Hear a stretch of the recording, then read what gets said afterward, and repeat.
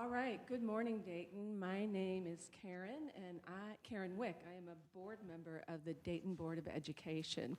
I'm delighted to be here to introduce and welcome this live stream interview that our students will be conducting with our 3 Dayton Superintendent finalists. To our amazing students, thank you for your time and your input here. It's really valuable as we make these decisions moving forward. Thank you.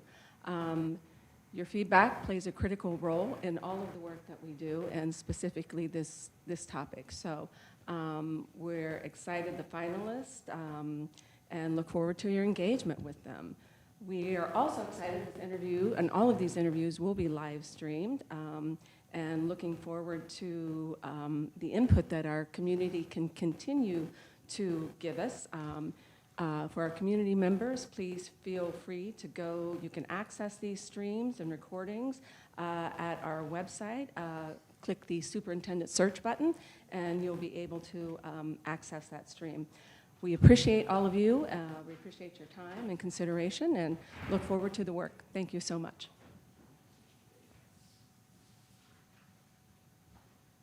Good morning. Good morning. Good morning. How are you guys this morning? Good. Good morning. How's everybody? Good. You nervous? Yeah. Y'all ready? Yeah. Y'all even asked me about my nerves. 14 of y'all in here. Does everybody have a question? Yes, ma'am. Woo, Lord, I'm texting. All right. Hello, good morning. My name is Robin Patterson. I'm a junior from Ponance High School. Thank you for joining our student panel today, and we're going to start off by our introductions. Good morning. My name is Daniel Ceballos Gallardo, and I am a junior at Stiver School for the Arts. Good morning. My name is Christina Tinsley. I'm in the 8th grade, and I attend Wildcommon Middle School. Hi, I'm Harvey Kingston. I have a two-part question, and I am in 4th grade. I go to Rivers Edge Montessori. Rivers Edge Montessori. Hello, my name is Simri Dubon Lopez, and I'm from Kaiser, and I'm in the 6th grade.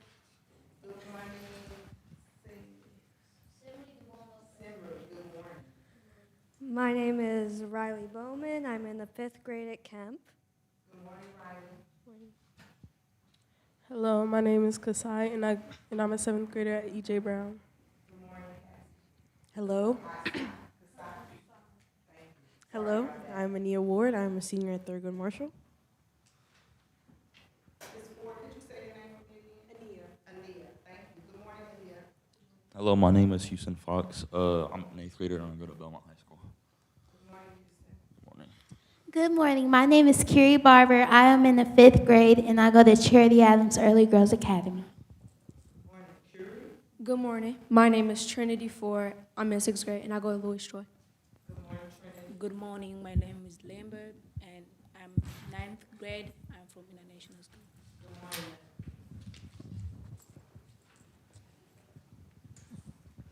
morning. We're going to start off our first question with Harvey.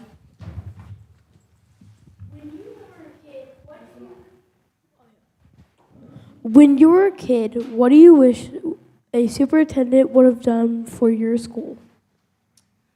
I think when I was a kid, I wish the superintendent would have been more visible at the school, that they would have spent more time, that I would have gotten to know them, that I might have had a voice to share with them what was going on at our school, that they may have had like a student council that came and was able to talk to the superintendent about the great things that were happening at their school, but maybe some of the things that needed to be improved at their school.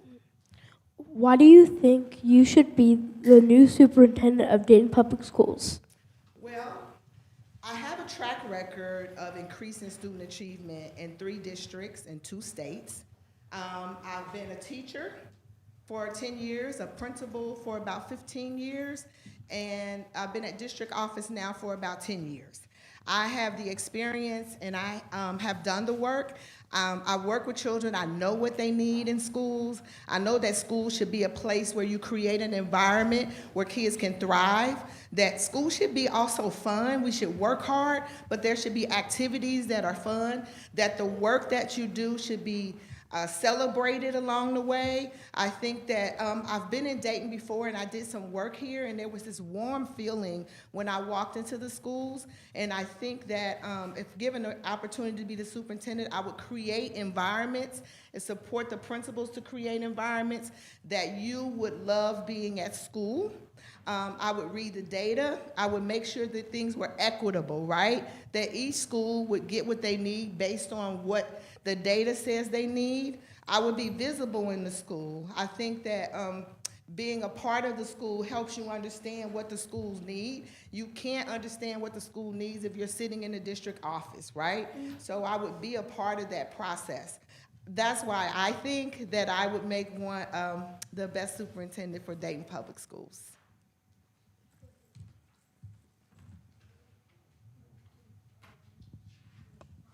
Okay.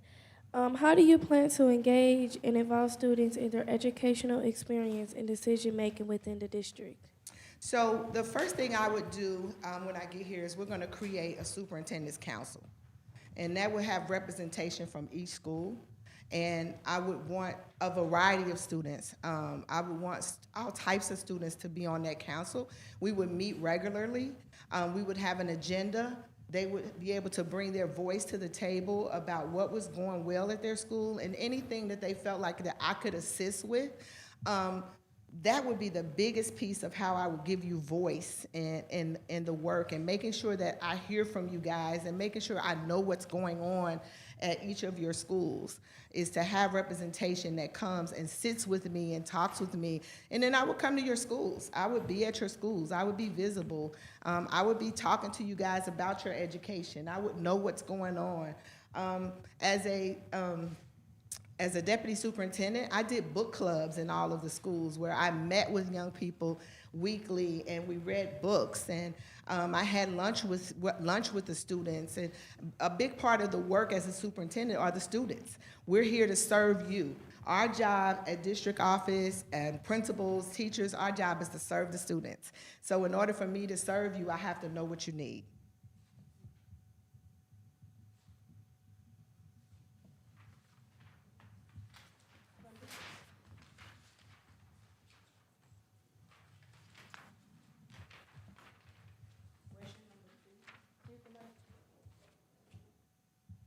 Can you guys hear me good? Is the mic? Okay, okay. I'm kind of loud by nature. I'm just trying to make sure. Please share an example of how you have created and fostered safe, welcoming, and inclusive school that support the well-being of all students. Can you read that again for me, Lambert? Please share an example of how you have created and fostered safe, welcoming, and inclusive inclusive school that support the well-being of all students. So we're talking about inclusiveness. Yes. Can you help me? Yes. Do you want us to read? Yes. Can you? Yes. Please share an example of how you created and fostered safe, welcoming, and inclusive schools that support well-being of all students. Safety, is there safety in there as well? Yes. Safety. Okay, safety and inclusiveness. Okay, so let me give you an example that inclusiveness is also around the SELs, making sure that everybody's well-being is taken care of. I think the one way that I can say that I've done that for you guys, Lambert, is that I created a system where everyone had an opportunity to be a part of SEL. So in that building, every child had an opportunity. They knew who to talk to if they had a concern, anything that was going on with them. There was someone there that they could speak to, but we did that district-wide. So when I say inclusiveness, it included everyone. Everyone had that opportunity. Everyone knew exactly who in their building they would speak to if they had a need, that they would talk to if they were having a bad day, even if they were having a good day and they just wanted to share it with somebody. That SEL, that mental illness, that mental social emotional part of the work is important. Part of that comes along, Lambert, with safety, right? When you feel safe in an environment, you feel more open to share. So safety would be a priority. And if I'm selected as superintendent. And when I say that, that means that we will make sure that everything was taken care of around safety in the schools, that doors were locked and everybody was taken care of, that we would practice the safety drills that we're supposed to practice, that we would be up to date on what we need, that the badge readers would be working, that no one would be able to just walk into your school, so that you would feel safe in that space, in that school. You want to feel safe.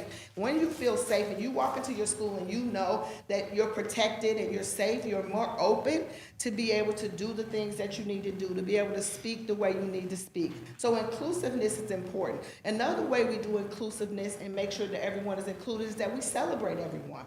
We would have different months depending on what's happening around the world to make sure that everybody felt like they were a part of the process. So that everybody feels like they are that we are all together in this work. We all come from different places, we all share different cultures, and in order for us to be inclusive, we all have to be a part of that process. I need to know about you and you need to know about me, because the more we know about each other, the closer we can get. If I know you more, then I'm less likely to think that you're trying to do something to harm me, that we're friends. And if we learn more about each other's culture, we can respect each other's culture. So inclusiveness includes all of that. We have to celebrate our different cultures. We have to celebrate social, emotional, not celebrate it, but make sure that we have it in all the schools so that everyone knows what they need. That's how I would do the inclusiveness and safety for everyone. I have a two-part question. Yes, Trinity. There are some students that have subs instead of teachers. How have you supported the professional growth of teachers and staff to ensure every classroom has great teachers? So this is a major problem, Trinity. There's a national teacher shortage, right? And so the one thing that the struggle for all districts across the nation is that we have a teacher shortage. So the way that I have supported teachers that are here with professional development is to make sure they have everything they need, to support them and making sure that they are growing in their profession. So that means that we would do professional development. We would do all types of training for them. We would make sure that the retention, how do we bring them in? I've done incentives to bring teachers in. We've done all types of incentives to make sure teachers are at those schools that have the most substitute teachers. But the one thing that we have to realize is if we're going to have substitute teachers, we must train them. I think we have to create a cohort where we are training our substitute teachers so that they have the skill set to come in and teach you the way you deserve to be taught. I think that's one of our problems. We know we're going to have some subs. There's just no way around it across the nation right now. But I think we begin to make education important again. I think we draw teachers back by letting them know that they're valued, that we care about them. I think we celebrate them for the hard work that they're doing. And we create a culture where they feel like they're a part of the process. And if we do that, we'll draw many teachers back to the profession. But the way that I have helped teachers is definitely with professional development, definitely with making them feel valued and a part of the process, and making sure that they understand that we are here to support them while they support you. How have you worked to ensure balance and opportunities for all students in the district? Balance. Okay, so I think that's like one of the things that I feel is most important, right? Because I feel like all students should have an opportunity to do great things at school. And the way that we do that is to ensure that we have clubs for everybody. We have athletics, we should have a Spanish club, we should have a German club, if that's a language that we want.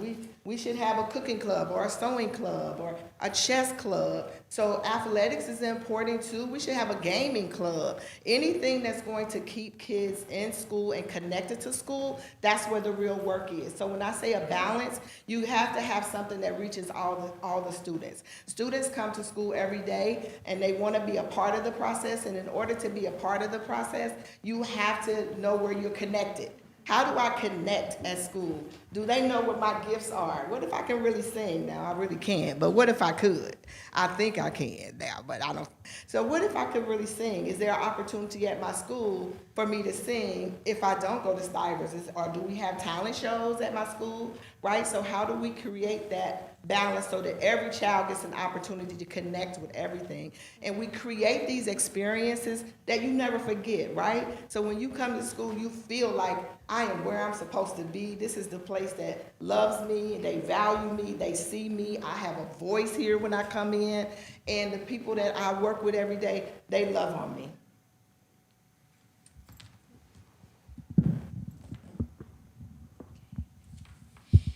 I have a two-part question. In your experience, how have you approached your budget to support the arts, electives, and extracurriculars? So when we look at the budget and how we use the budget, it's always based on the priorities. We have to have those things at school. There is no way we can operate a school without having those items in the school. That's a part of making the whole child.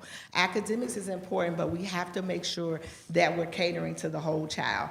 And each one of you have different gifts and talents, and if any of those gifts and talents lay dormant or we don't tap into them, we haven't done our job. We can get you academically strong, but we also want your gifts to be shared with the world, whatever those gifts or talents are. So when we look at the budget and how we do the budget is going to be based on those priorities and what we need to do in order to run schools to the very best of our ability. We're gonna make sure that the funding is there to make sure that you guys have what you need. And so when we look at the budget, it's gonna be based on those things, how we prioritize what's important for the schools. How have you ensured equitable access to extracurricular opportunities? Equity is always important. And we all want equity until it comes to to us, right? Oh, equity, equity, equity, right? So for the way that I've ensured that we have equity is always looking at data. We always look at where we are and where we need to go. So when there is an unequitable practice happening, we have to go and fix it. We have to look at why it's happening, what we need to do to fix it, how we need to fix it, how do we operate in making sure that happens, and sharing that information with the school board, with the school, and saying, hey, we have some unequitable practices happening over here with athletics at this school. We need to make sure that the girls over here, Title IX, they are not getting the same uniforms and the same things that the boys are getting. How do we fix that? The golf team didn't get the same thing as the football team. How do we fix that? We want all athletics to be equitable for everyone. And I'll do that by looking at the budget and making sure, and the data, and making sure that we are using that information to make those changes.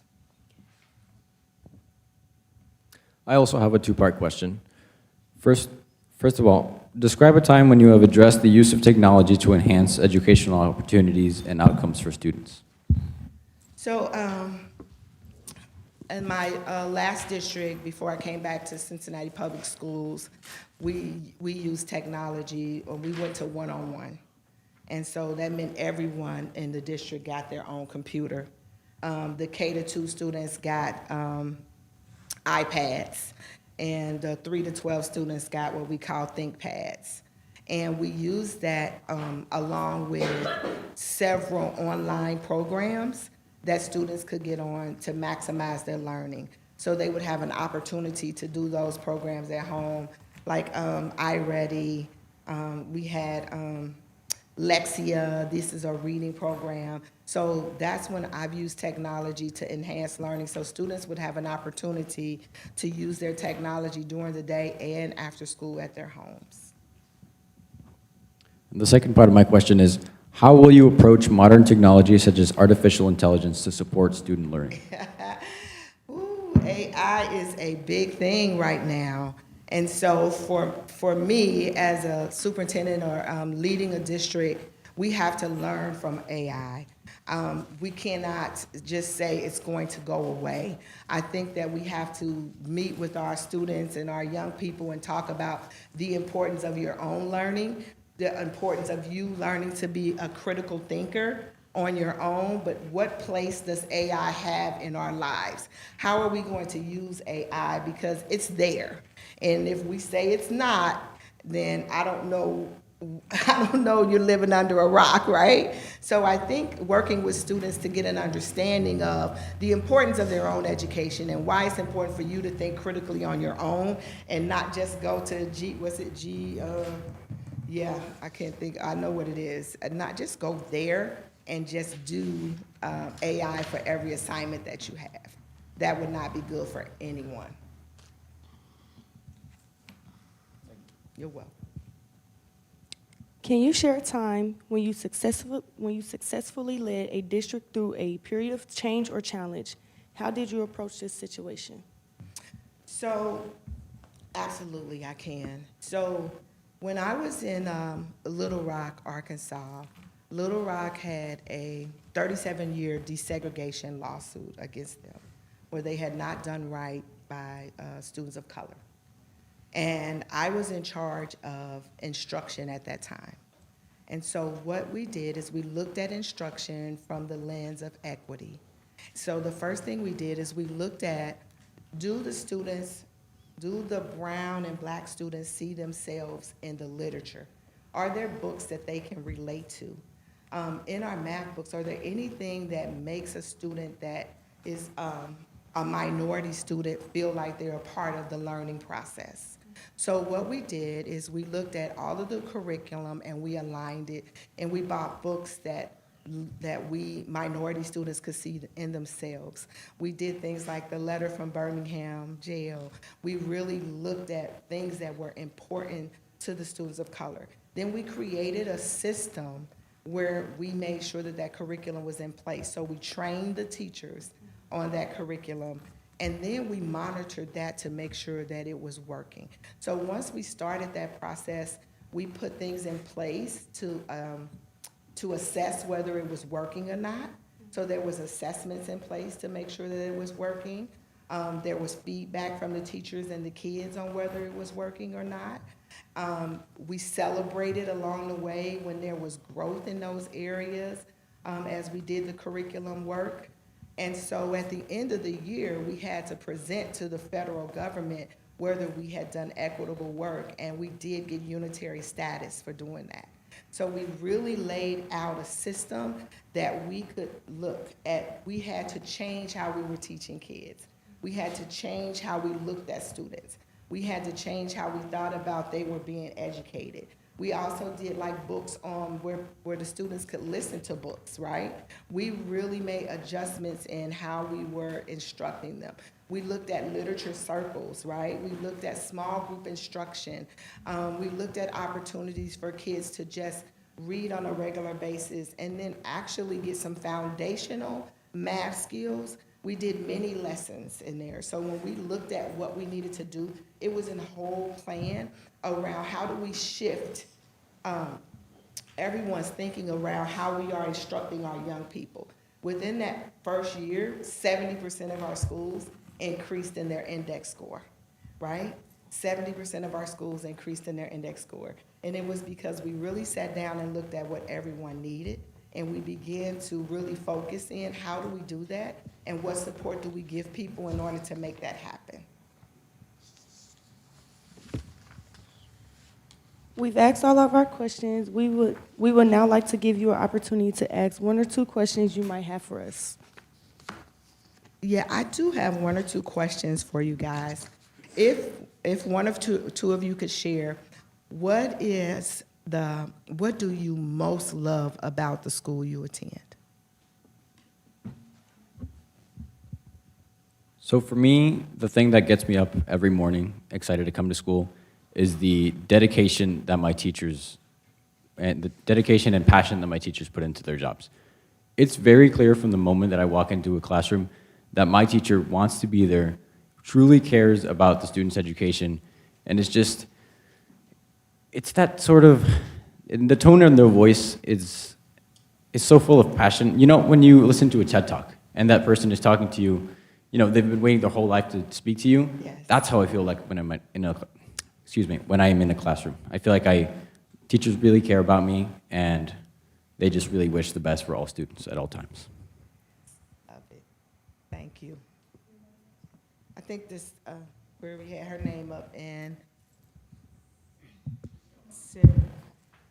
Simmery. I love going to my school because they have amazing teachers there. They have a really nice principal. And what I love most about my school is the kindness that is in my school. People are very loving in there. I love my friends. They're so supportive of whatever I do. And yeah, that's the reason I love my school. Love it. The reason why I love to go to school is because when you walk in, everybody greets you with like they really care about you and they're happy to see you. The teachers always make sure you understand the lessons, and yeah, that's it. Great. I love it. Okay, I have one more question for you guys. If given the opportunity to be your superintendent, what would you like to see in me? Well, I'll start the question. Well, to be a new superintendent, I feel like what we would look for is to be more around, to be in our schools more. Because I remember it's a lot of connections that we can have with you, and a lot of people missed out on that, like teachers and all that. So I would just say finding that connection with us and trying to get to know us better as an individual instead of as a whole. I feel like that's big important. Okay. I want you to think about it for a second. What would you like to see? It's an important role. Yes, sir. I really like what you said about being a part of the process. I think it's very important for, like you mentioned, that people in a position of authority have to be, can't just sit in their office all day and tell everyone what to do. They have to actually be there and know what, students and teachers alike, and parents as well, need in order for, us to truly make our district the best that it can be. Yes, I would say, as a superintendent, I would like for you to give kids the more opportunities to get into programs. I'm in a whole bunch of programs myself, but it's not because of any of my teachers or superintendents. Because I actually had to go and join on myself and figure out all these things online, and I didn't really have help getting in there. But I feel like it would be easier for more kids if they had that help. They would have joined. Yeah. Mm-hmm. Love that. So opportunities, yes. Anyone else? I really appreciate it. So being visible and part of the process and giving opportunities to you guys. Those are important. Anything else? I have time for one more question. If you could change one thing about your school, what would you change? Yes, Harvey? Bullying. Because Bullying. most kids go home and all that stuff, and they don't want to tell their parents because they're scared if they do and they get the bullies in trouble that something bad will happen to them. But why? Bullying is basically just picking down on younger, because if you think about it, bullying is just showing that they're jealous of you.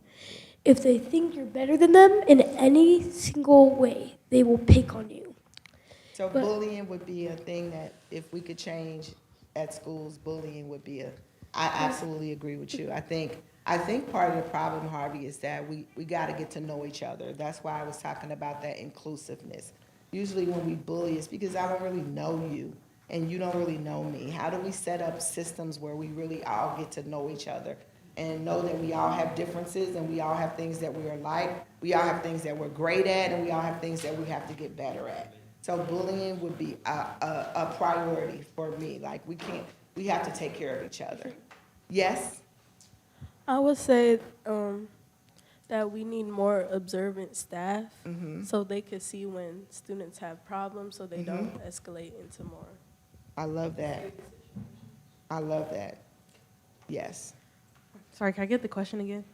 I was just thinking, I asked what you love, and now I just wanted to know if you could change one thing. And I'm just talking about like holistically, like, you know, one thing that, you know, like, hey, if we could really work on this, like bullying would be great. Or like she said, just a few more staff members that we could have in our building, just something that I could support with, not necessarily saying that it's a negative, but something that we could work on. Okay, so it kind of goes back onto like programs and stuff. And I want to say like for for my school, I go to Thurgood Marshall. I want to say like out of all the DPS schools, I feel like we're like kind of like the most like, I don't know, like out of the loop-ish. Like when we have like events or like opportunity, they kind of like don't pick us as much as like all the other schools. So I feel like that's kind of unfair, but I kind of get why. Because like some of the kids like that go there, they don't really put in the time and effort to be there, but it's still like unfair to the kids like that actually do want to do stuff and like be there. They don't have the same opportunities as people all over. So you're talking about equity now? Yes. Okay, yes, ma'am. I hear you loud and clear. So opportunity for some equitable things to make sure that all schools get everything they need. I appreciate that. I have enjoyed my time with you guys. I hope you enjoyed your time with me. I hope I answered all of your questions. Anything else? Ma'am, thank you for joining our student interview panel, and we hope you have a great day. Thank you. Thank you.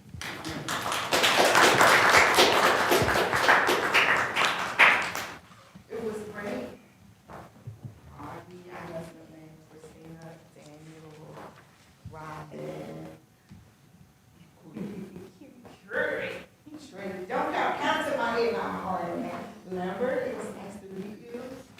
Houston, you are right.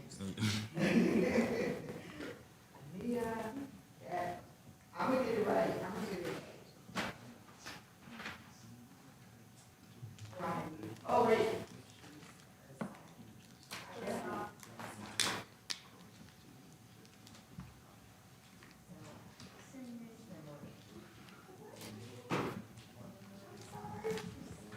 All right, you guys have a great day. Thank you.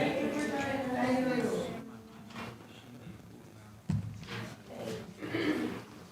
Now we will have we ended a little early. We still have like 13 minutes left. So our next session will start at 11 o'clock. So it's not introductory and all that. And then when we get back in here, I'm going to worry about the next session will go.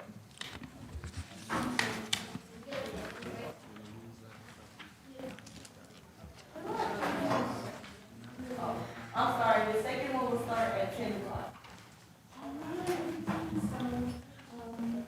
You have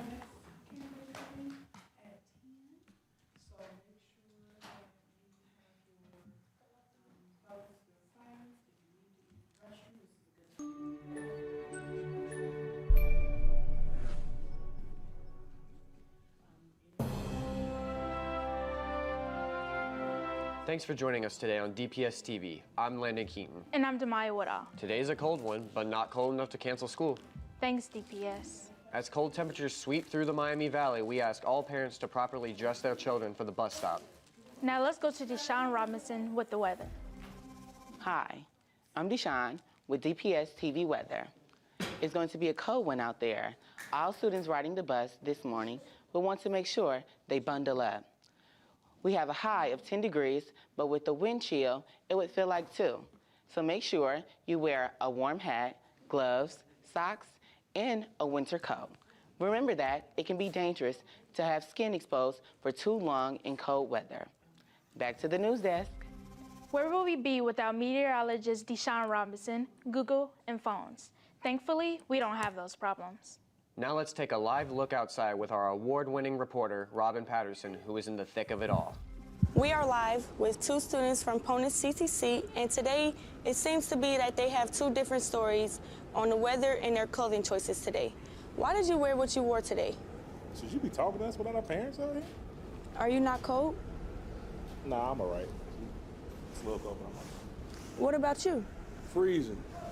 I'm freezing. That's why I got my hat on, my gloves. I got me a sweater up underneath this jacket, 2 pair of socks. Bro, tweaking over there. I don't know what's going on. I don't understand it. Something wrong. You cold? I'm freezing. Are you freezing? Nah, I'm all right. He just saw. It must be them ashy legs over there. I don't know what's going on. I can't understand it. It's cold out here. Well, another winter day here in Dayton. Let's get back to the studio.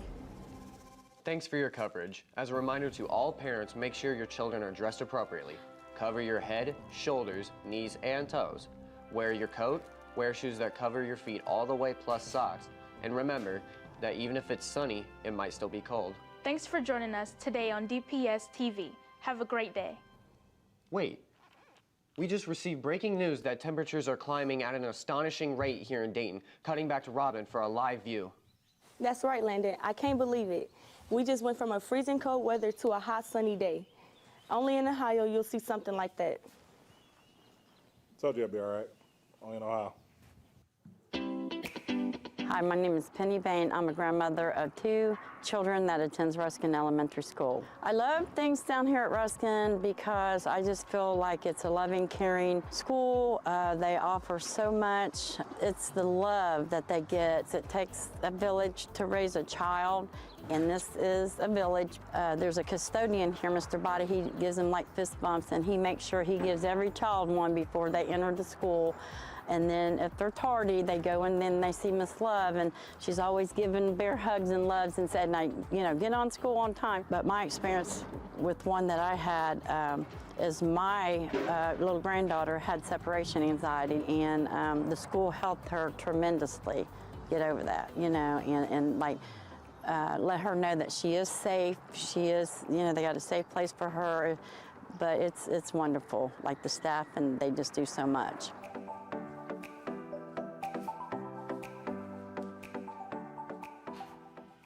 The program is an 8-session, once-a-month kind of class that occurs on UD's campus.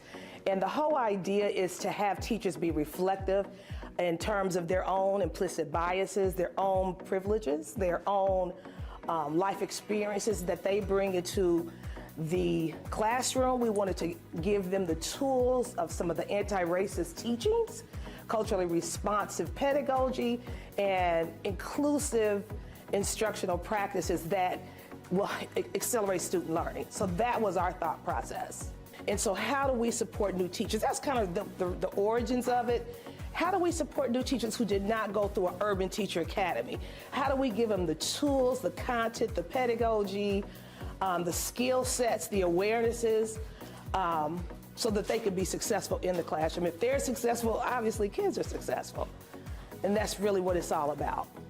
It's really good to have that support. It's like when you're in school, studying on your own is cool, but when you have a study group, it's better because other people might have picked up on some things that you might not have noticed. So it's like having other people to fill in those gaps where you feel like you're lacking, but also being able to support somebody else in the gaps that they're lacking in their teaching skills as well. It's good to have somebody to discuss those issues with, so it's like I'm not the only one that feels this type of way, and then figuring out, well, I met with the parents and this is going on, so figuring out strategies to help you in class, whether it's you're having issues with parent interaction, whether you're having issues with like students becoming interactive with things, or just like lesson plans. Like for me, I feel like the thing that I needed help with was like the flow of the classroom, how I wanted things to go. Like, okay, if we're doing a microbiology unit, what should I start with? What should I end with? How do I do tests? So really just being able to bounce back ideas, having resources, and having people that have been there and went through that already and getting advice from them. Because like it's cool hearing from like the new teachers, because some of us have the same struggles, but hearing from the seasoned teachers that have already had that experience, I feel like that also makes a difference as well. I actually started my journey at DPS student teaching. So I went to UD and I had the opportunity to student teach here. And I ended up loving it so much that I moved from Chicago, my hometown, for here. And I've been at the district for about 2 years. It's my second year of teaching. The new Teacher Collaborative has been absolutely amazing. Working with Ms. Sharon Goins and professors at UD who I have had in the past. It's been just wonderful to connect, share, learn together, and doing that all in a very safe space. Those first few years of teaching can be very difficult, and to have that group or community together gives me a sense of comfort, and we can all kind of relate in our struggles and find solutions to become better teachers, to share resources, to share stories that will only make us grow together and become the best teachers we can be. Hi, my name is Tiffany Reeves, and I'm a gifted intervention specialist with Dayton Public Schools. A gifted intervention specialist is a teacher who works with students who are capable of learning at a faster pace than other students their age. I enjoy watching the moment that a student discovers something new or recalls something and makes a connection between something that they've learned that I've taught them. It fills me up with so much joy and happiness, and it's payment within itself. The excitement in their eyes and on their face really says it all. That makes me come to work every day excited for a new experience. As a graduate myself of an all-girls school, it is such a pleasure to work for Charity Adams or at Charity Adams, because I believe that young ladies need a role model, and I've become a role model as well as an advocate for students here, and that is very exciting to me. Dayton Public Schools is a wonderful place to work, and you will get tremendous support here, and you will get a lot of opportunities to make a difference.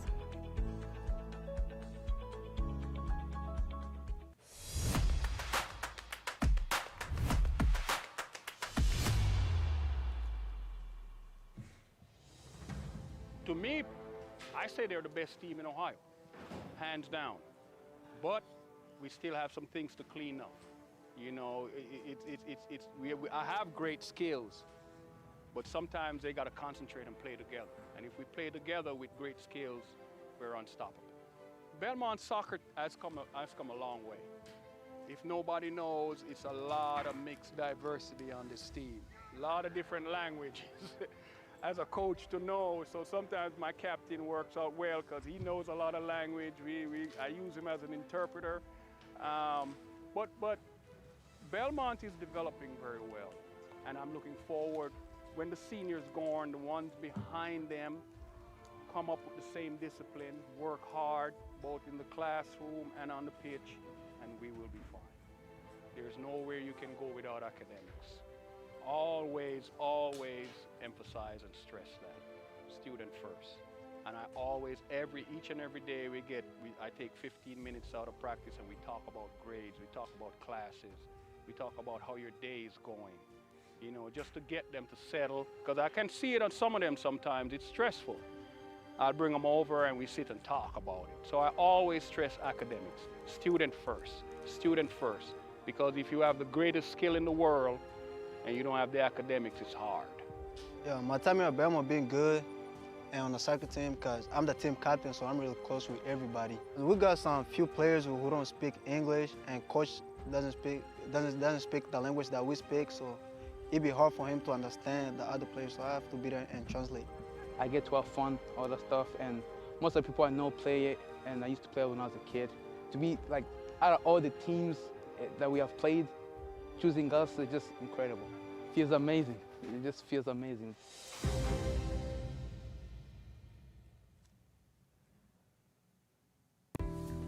So when you first walk in this particular building, what you're gonna see is you're gonna see bright, open spaces, clean floors.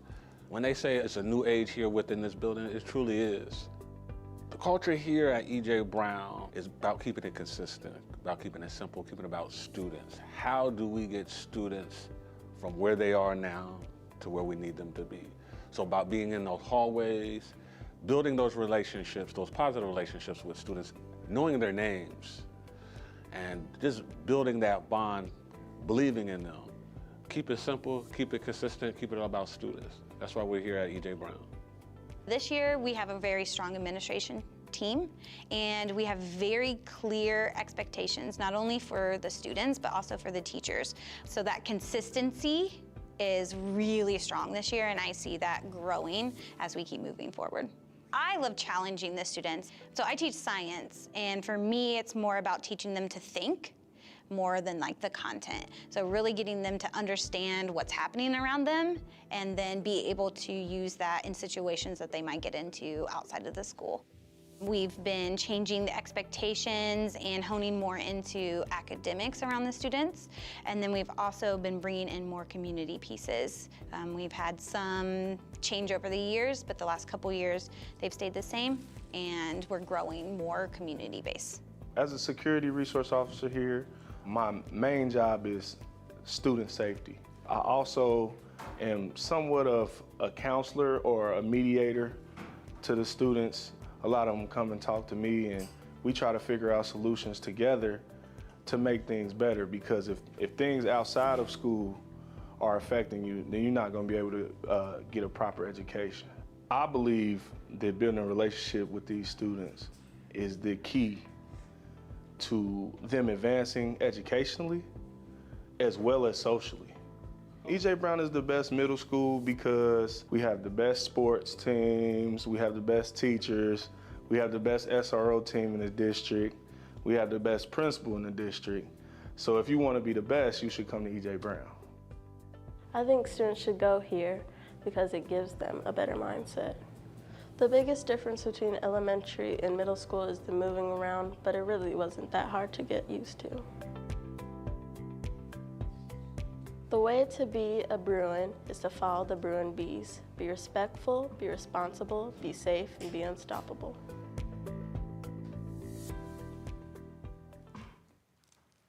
Hi, my name is Marisha Collins, and I am a kindergarten teacher here at Kemp Elementary School. I'm a product of Dayton Public Schools, a proud graduate of Dunbar High School. I had amazing teachers that impacted my life tremendously.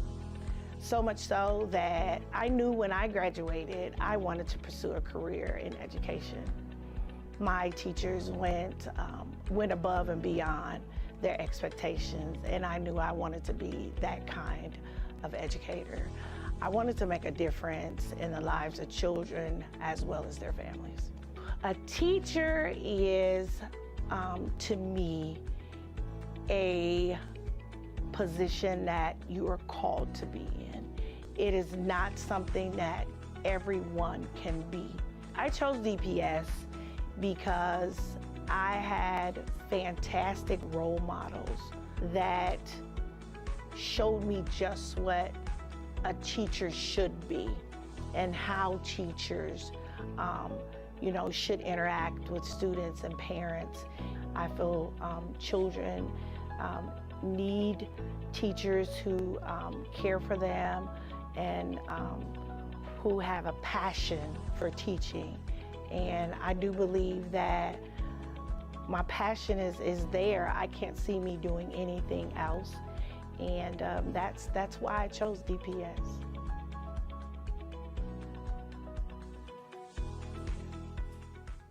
I'm Landon Keaton of the Ponent CTC Media Arts program. I'm here with the student spotlight, Sanaa. Sanaa Everett is a senior at Stivers School for the Arts with a remarkable gift for photography. She is the only student in the state of Ohio to receive the National Young Arts Award. Sanaa also demonstrates resilience, having overcome many obstacles throughout her high school career. Her teachers describe her as insightful, profound, and beyond her years. Sanaa also participates on the basketball team, manages a local pretzel shop, and has maintained an excellent grade point average. Overall, she's an exceptional student and person, and for these reasons, is perfect to recognize in our student spotlight. I know you were in the National Young Arts competition. What was that experience like for you?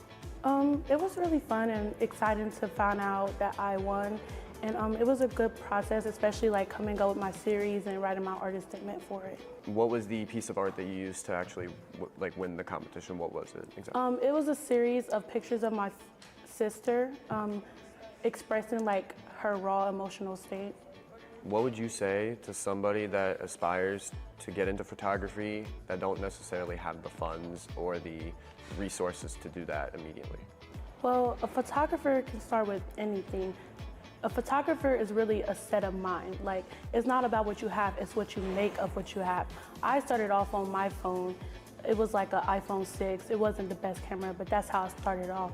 And then eventually it developed into me using the camera. And the camera, I didn't even buy, it's provided by the school. So really, it's just what you make of your surroundings and not your surroundings themselves. What do you like most about Stivers? I think I just like the community. Like, it's a very tight-knit community and everyone's there for each other. So I like that about Stivers. What are your most memorable moments of being here at Stivers? Well, I would say my first Stivers Celebrates, because that's the biggest stage I have ever been on. And you know, with like 2,000 people looking at you, it was just like really cool to experience. And I was only a sophomore at the time, so that was really fun. What would you say to a student who wants to go to Stivers? I would say to try your hardest, because during auditions, they're not looking for the most perfect person and their magnet. They're just looking for someone who will try, and they're looking for someone who they can improve. I know my audition, it wasn't the best, so like, you just gotta work hard and show them that you have that work ethic in you.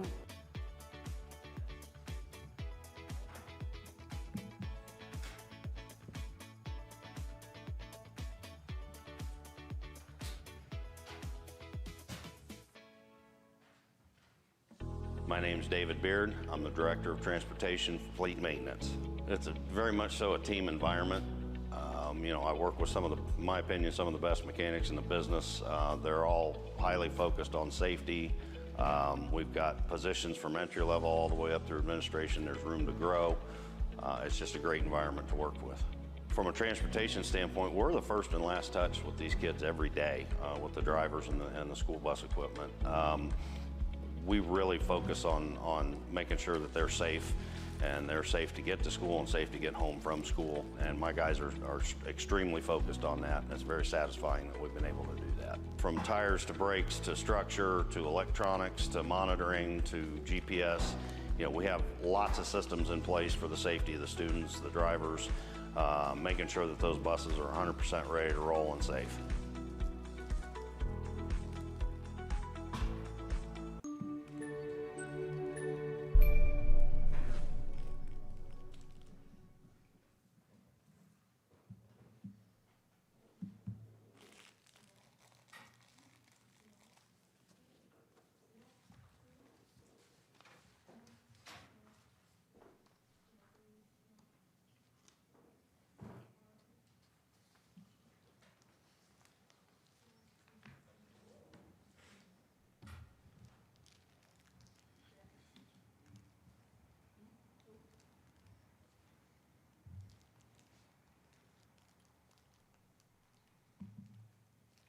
Also for this round, make sure everyone project your voice so they'll hear you better.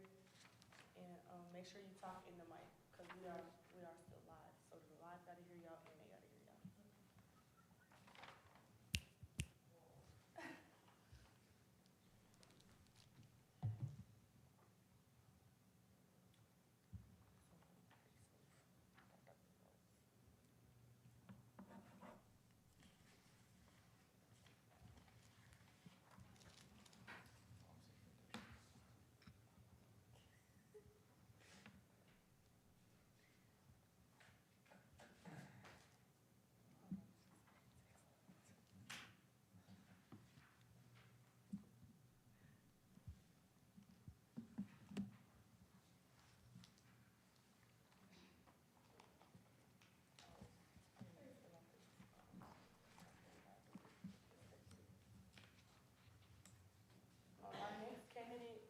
Dr. Lawrence.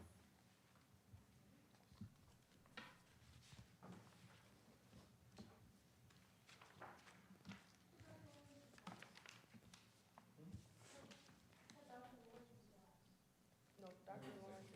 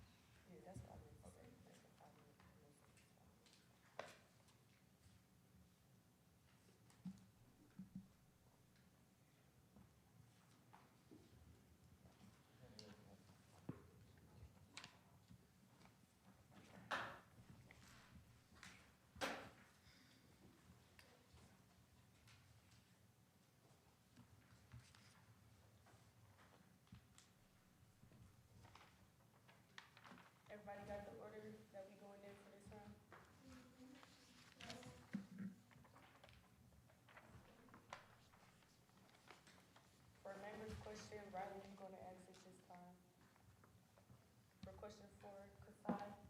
You don't ask it this time. It's for question 5. And Ania is going to ask it this time.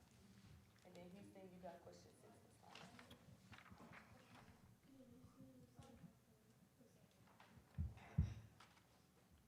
And then Harvey, after we do introduction, I'm gonna pass the mic to you for this one. Okay.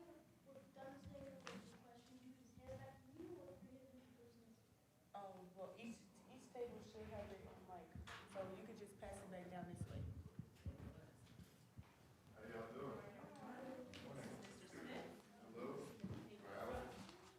you?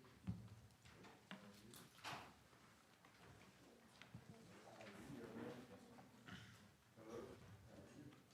Good morning. Hello, how are you? Well, good. How are you doing? Good. How are you? How you doing? That's good. Cold?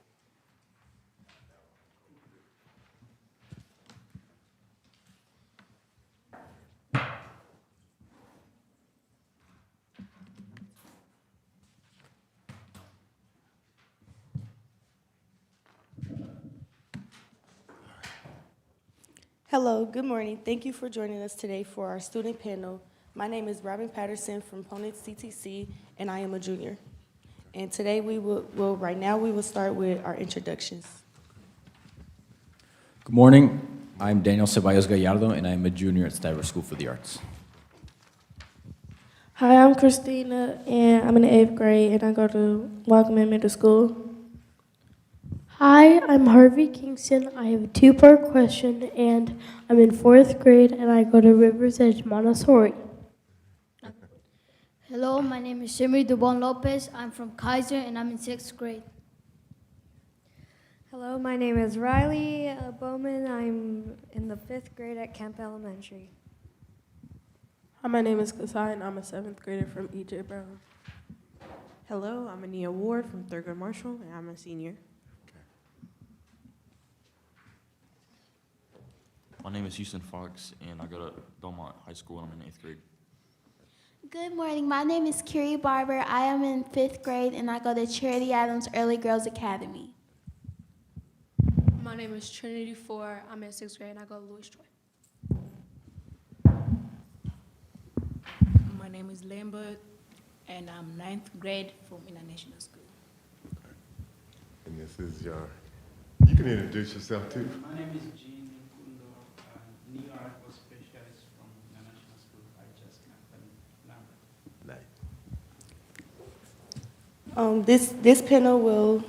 This panel lasts for 45 minutes. So we ask each candidate that you take at least 5 minutes to respond. Our first question will be from Harvey.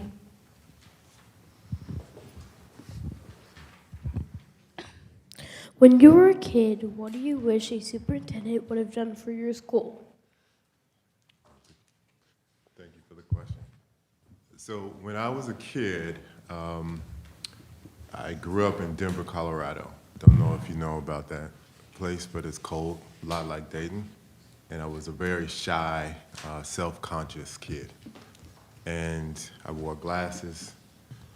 They said I had a lisp, right? And so I had to go to a trailer to take classes. And when I went to this trailer to take classes, it made me really feel like I was less than. And so what happened to me is I became the class clown instead of really getting into my education. And because of that, my mother moved me around to 7 different schools because I was always getting in trouble. And I was always making jokes in the classroom and making people laugh and not focusing on my studies.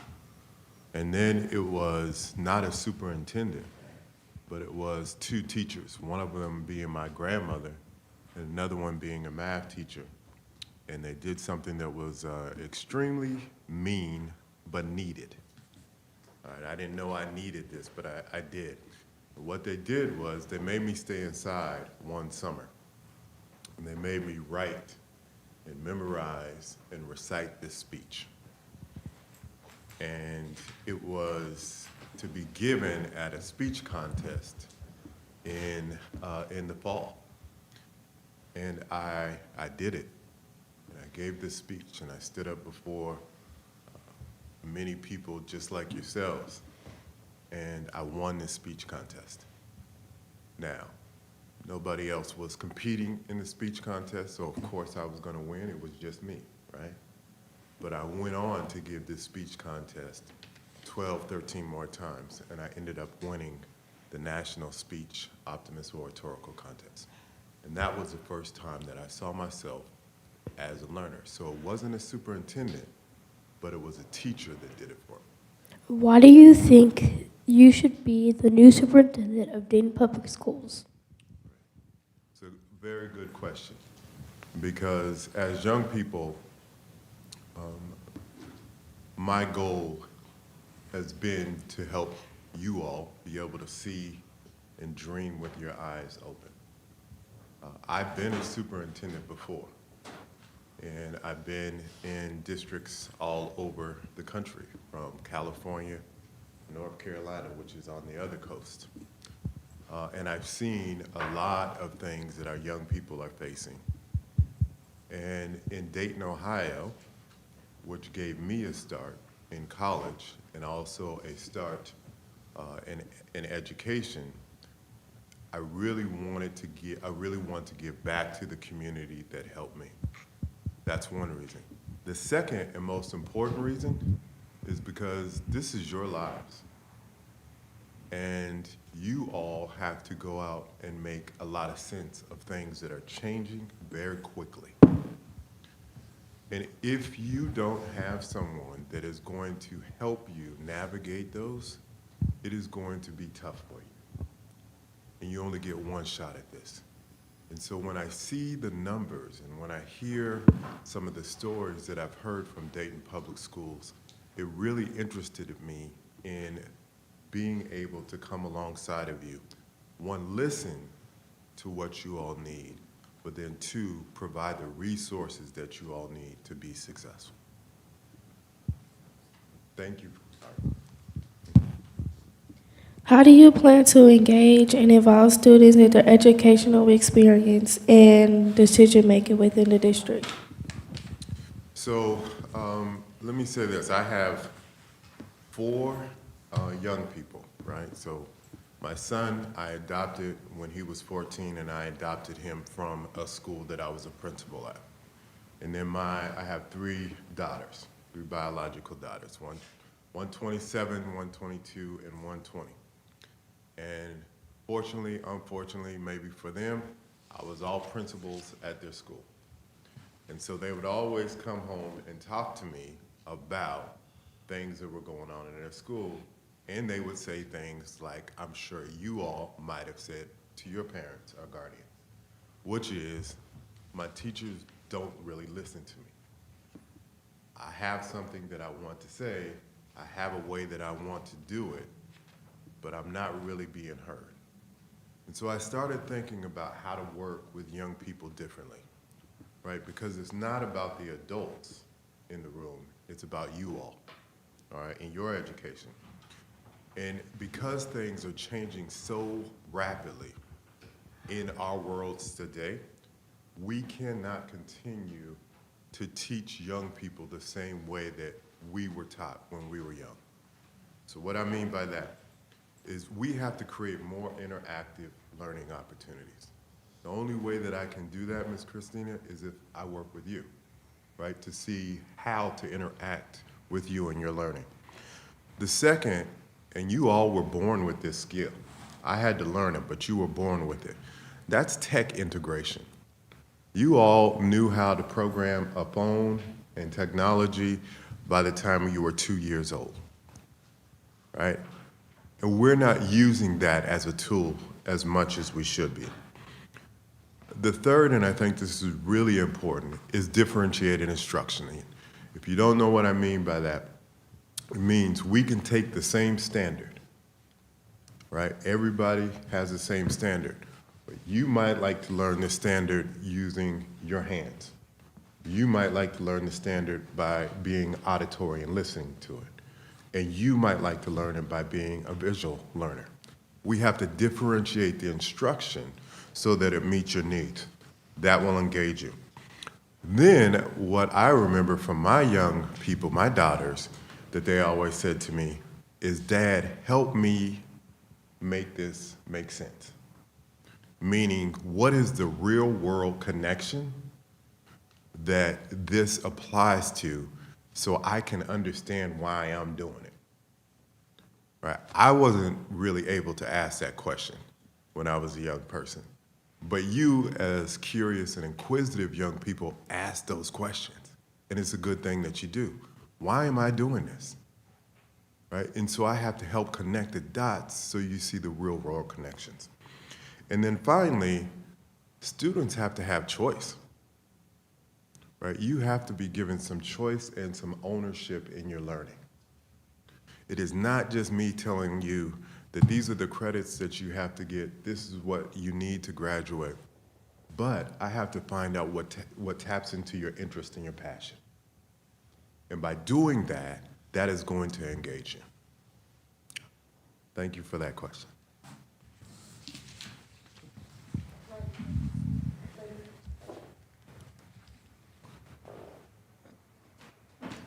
Please share an example of how you have created and fostered safe, welcoming, and inclusive schools that support the well-being of all students. Great. So to create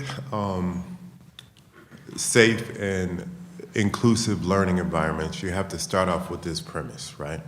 And the premise is this, that each and every one of you matter, right? Each and every one of you have a purpose. And each and every one of you wants to come to school every day where you feel like you belong. You don't want to come to school and not be seen. You don't want to come to school and not be heard, right? And so we have to start with a place that is called, it's a premise called targeted universalism. And what you do is you create a place of being for each and every individual. And how this came about, I'm going to give you a little history lesson. In a place in Austria, there was a high number of murders and a high number of crime. And they said, well, we can't just keep putting people in prison. We have to figure out how to integrate these people into our community. So they came up with this thing called targeted universalism.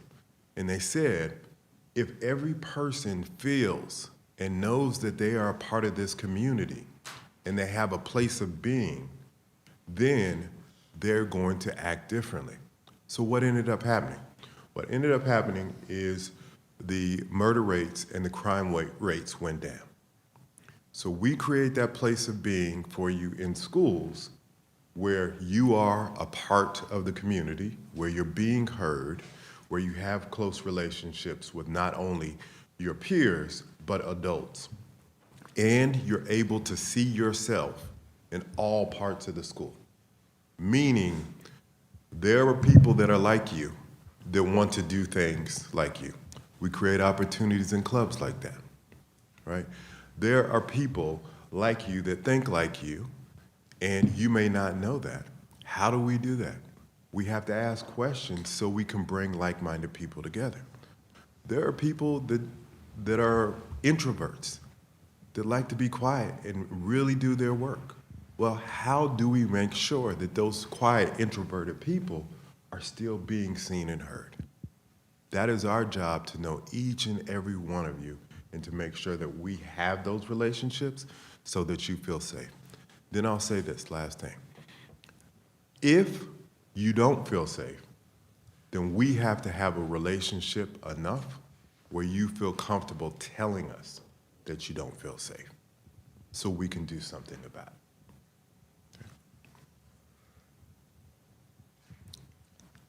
I have a two-parted question. So. There are some students that have substitutes instead of teachers.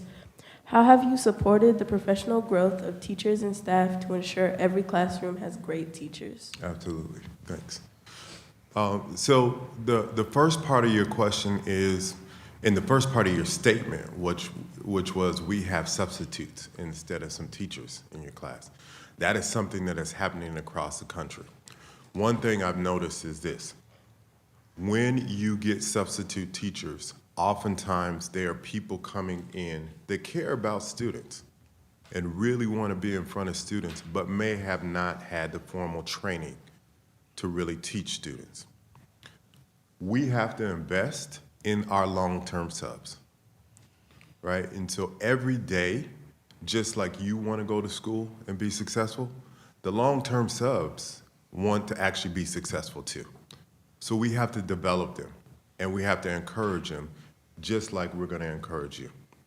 The second piece of that is we have to make our environment for teachers just like we make our environment for students.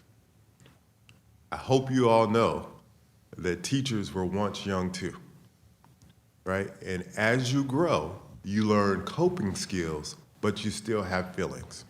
So teachers want to be appreciated. Teachers want to be encouraged. Teachers want to be given the resources that they need to do the job that they love well.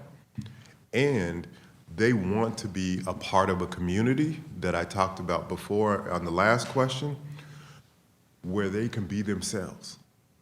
That's what I've been able to do in other communities and other school districts that I've worked in, is create and foster a culture of belonging where teachers and and young people feel agency in what they are a part of.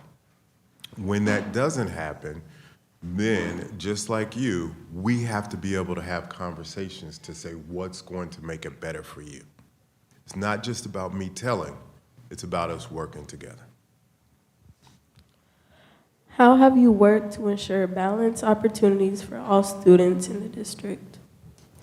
So there are many different types of students. I talked about three, right? Auditory learners, kinesthetic learners, and visual learners. But there are also students with ability differences, also students that think about the world differently based on their own personal experiences and where they come from and what they've had to witness as they grow up. And we have to take all of those things into consideration as we think about our students. For example, I would have been considered a student with a disability, right, or an IEP. It's not okay that those students like me, don't get the same opportunities. It's not okay that we are not giving them and pushing them in the same rigorous way that we would push other students. It's not okay for students who don't speak up to not get the help that they actually need. That is on us to create those opportunities. And so we would have to create those opportunities, and the only way we would be able to do that is if an adult knows every single student that's in front of them. That means all 12,500 students in Dayton Public Schools have to be known, past their name, past their grade. And we have to look at our database, and then we have to give you the opportunities that are going to help you become successful. Thank you. I have a two-part question. Mm-hmm. In your experience, how have you approached your budget to support the arts, electives, and extracurricular? Yes. So arts, what was the other one? The arts, electives. Electives and extracurriculars. Okay, so we're talking about, I don't think of arts and extra, credit or curricular. I don't actually think of those in the same way that most people think about them, because I think that arts is actually an engaging part of the actual lesson. And I think you can express yourself in many ways artistically to get the learning point across, to demonstrate your learning.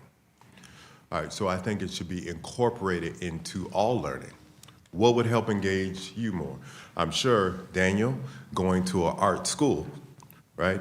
If arts is incorporated more into your core curriculum, you would be able to express yourself and it would engage you differently. So I think we have to do that. What we have to do, though, is find out what type of arts interest people. If I looked and I did a poll across this room, I'm sure we're not just thinking, I don't want you to just think about arts as far as drawing or visual art or something like that, but arts is in the form of music, right? Arts is in the form of expression and movement. There's many different ways to express yourself, and the arts is a big part of our everyday world. So we have to figure out how to incorporate it. Extracurricular activities for you may be different than they are for somebody else. You may want, and I don't know this, Ms. Ward, but you may want to be a mechanic, all right? That may be an extracurricular for Ms. Barber, but for you, that's core. So how do I incorporate that into your everyday learning? The trick is we have to have enough resources and enough opportunities for students to be able to see themselves in every day and it not be considered extra. All right? And then with our sports and with our other activities, after school, whether it's debate, whether it's athletics, whether it's a club, whatever it may be, those have to be consistent across the school district. It's not okay for you to go to one school and they have this stuff, but then you go to another school and they don't have anything. You shouldn't have to pick your schools based on what they have and what they don't have. You should be able to go to any school and there's consistency. Two, we have to make it competitive and we have to do things well, right? People want to be a part of a winning culture, whatever that looks like. And so we have to put our best efforts in making the culture a winning culture. And we have to be able to put resources into that. That has to be done in partnership not only with the students, but within the greater community. Dayton, as you know, is one of the greatest basketball towns in the country. And if you didn't know that, I'm gonna tell you why. The NCAA basketball tournament is getting ready to come up, right? What is always played here every year is the first four. The first four tournament of the NCAA basketball tournament is always played in Dayton. Why? Because the fans are so great. The same way the fans are great in the NCAA first four tournament, we should be able to get the fans excited about the activities that we have in Dayton Public Schools. We have to work with them to be able to do that. That answer your question, Ms. Ward? All right. So, how have you or how will you ensure equitable access to extracurriculars opportunities? Yes. So there's a couple of different ways as far as activities. And you can see this in sports. Some you have varsity, some you have JV, you might have freshmen.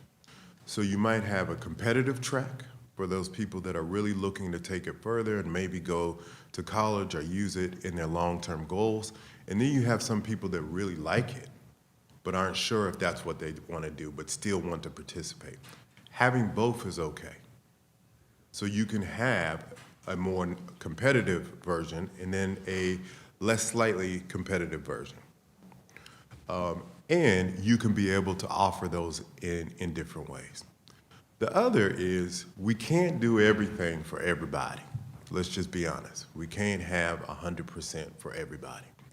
However, if we know what you want and we know what your needs are, then maybe we can go outside of the district but into the community and find those opportunities for you. The real goal here is for you to tell us to communicate, us to have a relationship so that we know what you need, and then we try to go out and meet those needs. That's the best way to do it. Thank you. All right. Describe a time when you have addressed the use of technology to enhance educational opportunities and outcomes for students. I'm going to use, you all went through the pandemic, right? We all did, right? and during the pandemic, did you all have to use your technology? Okay. How'd you like using your technology? Was it hard? It was sometimes challenging, right? Because you were expected to only use your technology to log on, to be on class, and sometimes you were expected to be on there just sitting on that technology for a long time. Technology is a tool, right? It does not replace teaching. We have to incorporate good technology to make a difference. We can't use it as a substitute. We saw that during the pandemic. And so we use it responsibly. We use it to help you. We use it to help you research. We use it to help you think critically so that you can look up different things. We use it as a tool for your writing. We use it maybe as a tool to compare and contrast different things and do mathematical calculations, but we don't use it as a substitute. So integrating technology effectively and smartly is the key. All right, what does that mean? We cannot depend on technology to teach every single one of you what you need. Because as much as you use your phones, if you have them, and as much as you are on technology each and every day, you still need human interaction, and that cannot replace anything. So we have to have access to it. We have to provide opportunities for you to use it, but we have to create the right opportunities where it makes sense. So not every student having a laptop or a personal computer is a great use of technology. How are you using it is responsible.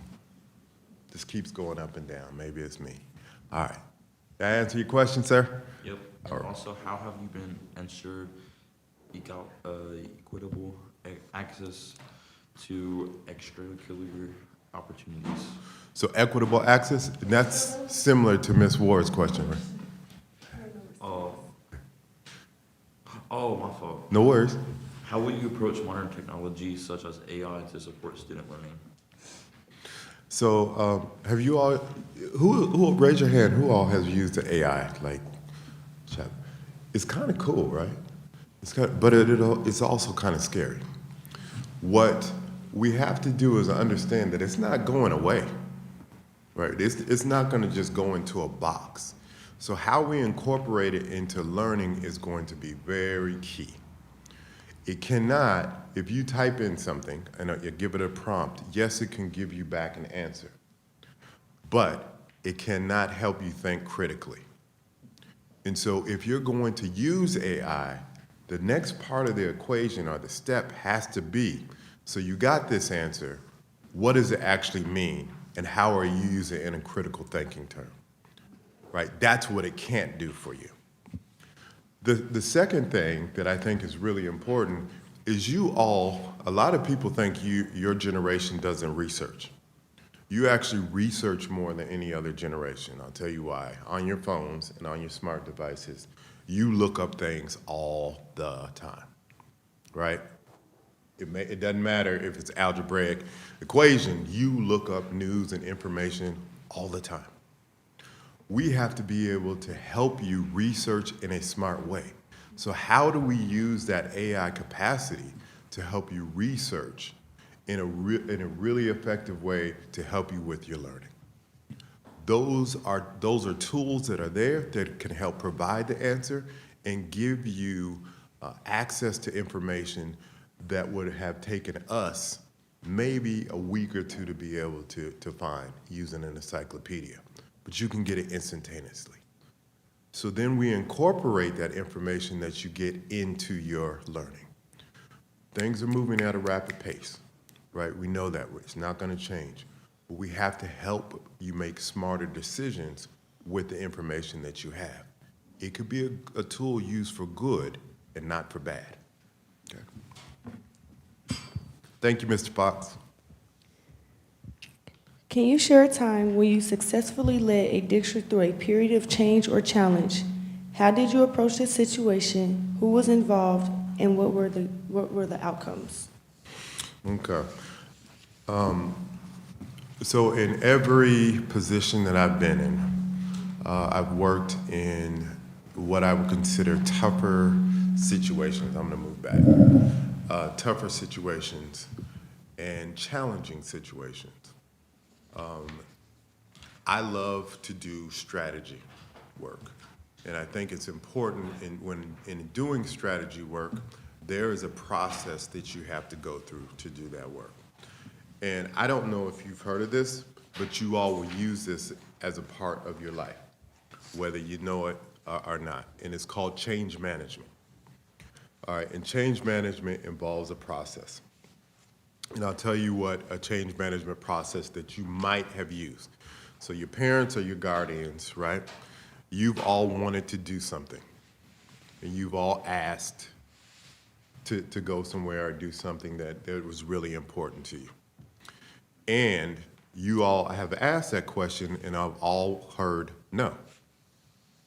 I'm sure somebody said no to you at some point in your life, right? So you had to think about how you were going to work on getting what you needed or what you wanted at that time. You used a process, and the process was cognitive. Well, let me develop a compelling reason why. Let me be able to tell them why this is really important to me and why they should let me do it. Then let me create opportunities on how this is going to benefit me, and maybe even them. If you let me do this, you don't have to worry about me keeping my room clean, whatever the case may be, right? All right. Similarly, change management happens in education. And when you're in tough situations, you have to be able to bring people along so that you can get what you need done. So I had to first create a compelling reason why. Why is it important to make sure that every student is successful? Okay? Teachers, building leaders, other administrators, how are we going to work together to make sure that that happens? It's going to be by giving you agency, by giving you authority to make some of these decisions. So these are the decisions that we need to make. Let's talk about how we do that. So we work together. That is called creating champions. Once you create champions, then champions go out and carry that message for you, right? I'm not the only one carrying that message, in other words. They're going out there and doing it for me. Then we have to be able to communicate, right? We have to communicate to a lot of different people, and we have to say, okay, this is what we're doing, this is how we're doing it, this is why we're doing it. Then we have to actually do it. And once we do it, we have to show that it was successful or it wasn't successful, and these are the changes that we need to make. Okay? So that's how I've been able to do it, and it's resulted in a lot of different improvements for student outcomes, but also the retention of teachers, which are important to y'all's learning. Okay? We've asked all of our questions. At this time, we would like to give you the opportunity to ask 1 or 2 questions you might have for us. 1 or 2 questions. All right. How many people get to answer my 1 or 2 questions? Could I say 3 people get an answer? On the paper, it says 2 people, but Okay. we got time. All right. Very good. So you tell me, what is the most important thing to you as you look for a new superintendent comes into your school district as students? Yeah, I won't pick. I'll just let you. You want to answer? It looked like you were raising your hand, Ms. Tinsley. Well, you can answer because you got a good one. Go for it. Probably leadership. Okay. And what does leadership look like to you? I don't know. Probably like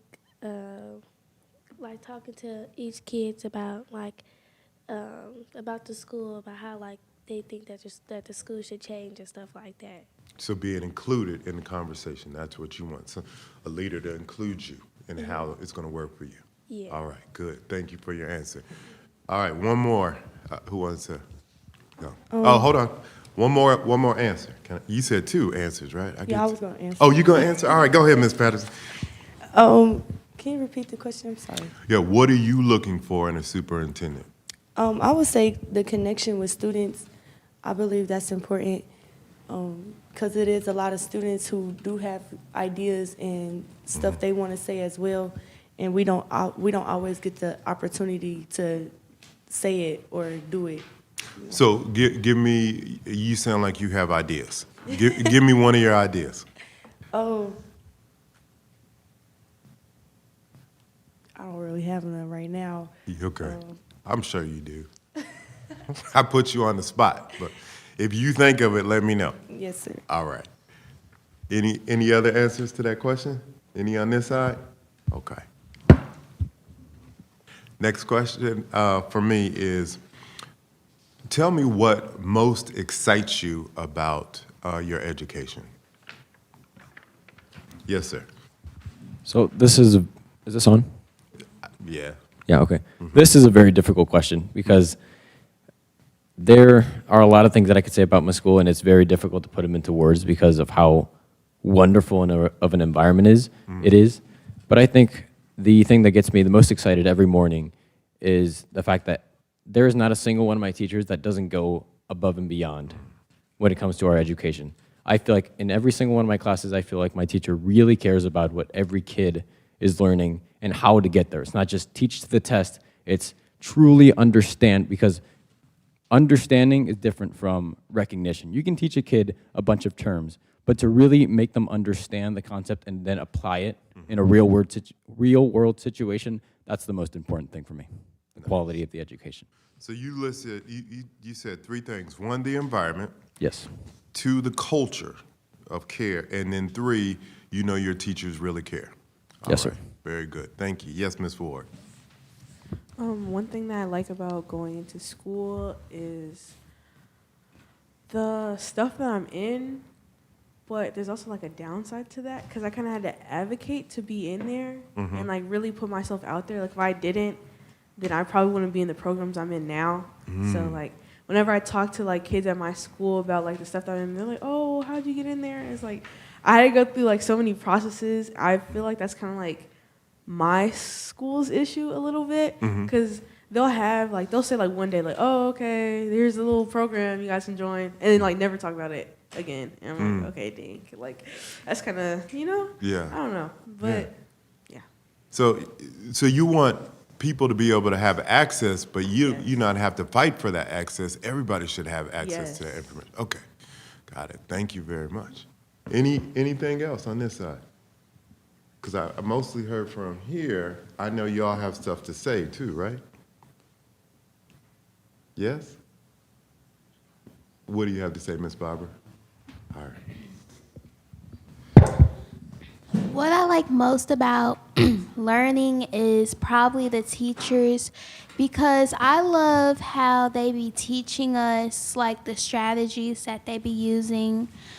I just love how they be teaching me. They make it like fun, like a fun learning experience, and that's what I love most about learning. Okay. So you have a good relationships with your teachers? Yes. And what's your favorite subject? My favorite subject is math. Very good. Thank you. All right, I think that's my 2 questions, right, Ms. Patterson? All right. Thank you for joining us and participating in our student interview panel. We hope that you have a great rest of your day. All right, and thank you all. All right. I hope they're treating you all to a good lunch, right? All right.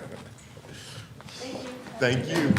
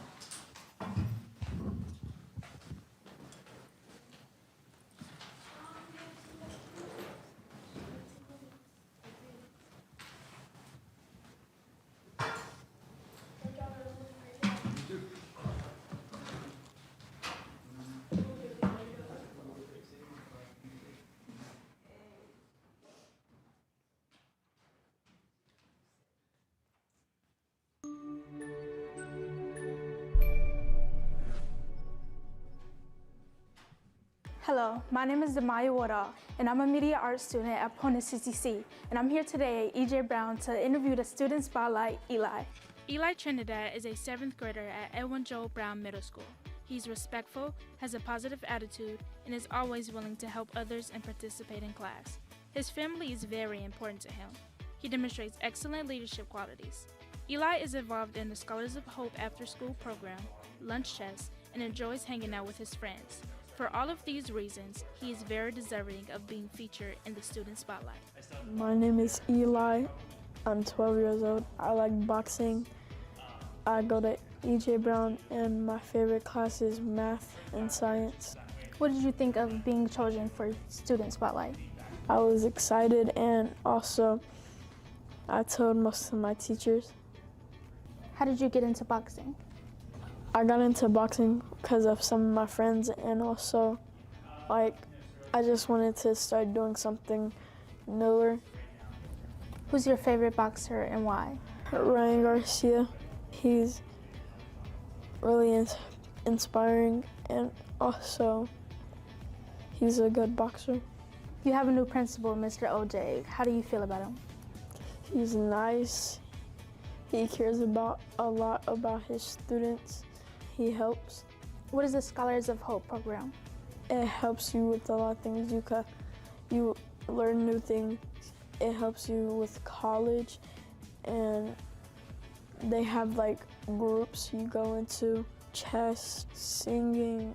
They help with a lot of stuff. Did you play any sports, and if so, how did you like it? I played football, and it was really fun. My teammates, they're funny and amazing. Why should others come to E.J. Brown? Because it's a good school, and we have a better principal than other schools. Who is the most impactful adult in your life? My mom. She's really nice, and she teaches me about like stuff that could happen in the world.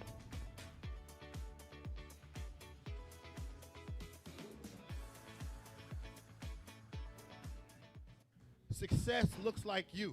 Never let anybody determine what your success is. Make smart goals. Make goals and make steps to reach your goals.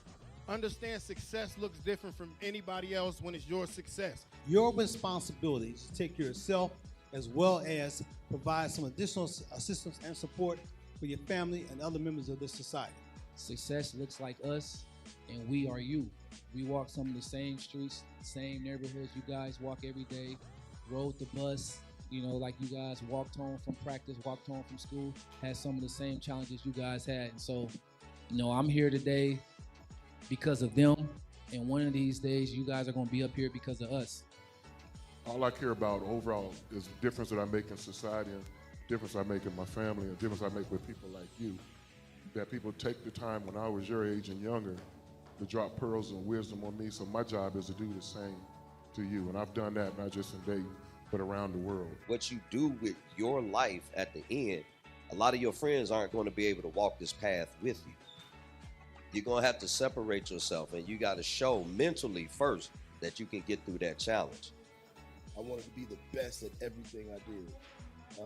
On the football field, basketball court, the track, the classroom, the same mentality that I had engaging in sports, I took it into the classroom. The more educated you are, the better you do with your financial planning for yourself and your family and those who are around you. But education really is the key to opening so many doors. Education takes you around the world to travel. Education introduces you to people that you never thought you'd be introduced to. Education makes life interesting and fun. My name is Tracy Davis Hinton. I'm a language arts teacher at Thurgood Marshall High School here in Dayton Public Schools. I often tell people that I've had great days, I've had challenging days, but I've never had a boring day. So I think the number one reason I like working at Dayton Public Schools is that there's always something new and interesting happening. I think that Dayton Public is a good place to start because you're going to get a diverse group of young people that you're going to meet. You're going to have seasoned staff that are going to work with you, mentor you, and help you build your skill sets. Seasoned teachers are excited to see new teachers come in, and they are there to daily provide help with challenges that they might have, whether it be from classroom management, whether it be how do you lesson plan, how do you actually implement into praxis some theories that you learned at school. Also, they have a resident educator program that outside of your workday allows you to meet with other young teachers who are across the district, not just in your school building, see what challenges they're having and work collaboratively with seasoned teachers to help you solve those problems. Dayton Public is a child-centered district. The way it makes a difference is we build relationships. We build authentic relationships in Dayton. And I don't know that that happens everywhere because I've been in other educational spaces where I don't see that happening. So we not only know our students, we build relationships with their families. We build relationship with community partners who are then able to meet the needs that we might have gaps for our young people. So I think because we endeavor to go outside of just traditional curriculum, that it broadens our students' horizons in ways that might not have been if they were not at Dayton Public.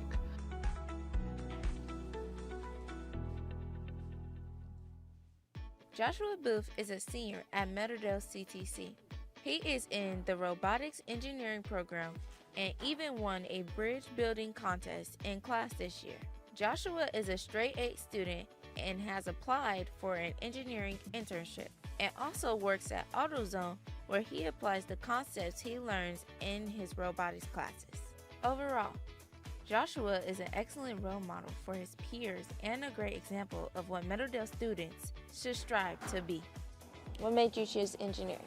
Engineering, I mean, I'm not gonna lie to you and say I was always interested in it, you know? Like, it was definitely something that I just wanted so I could graduate, because everybody needed a pathway, and I was like, okay, I got put in this one, let me stay here and do what I need to do.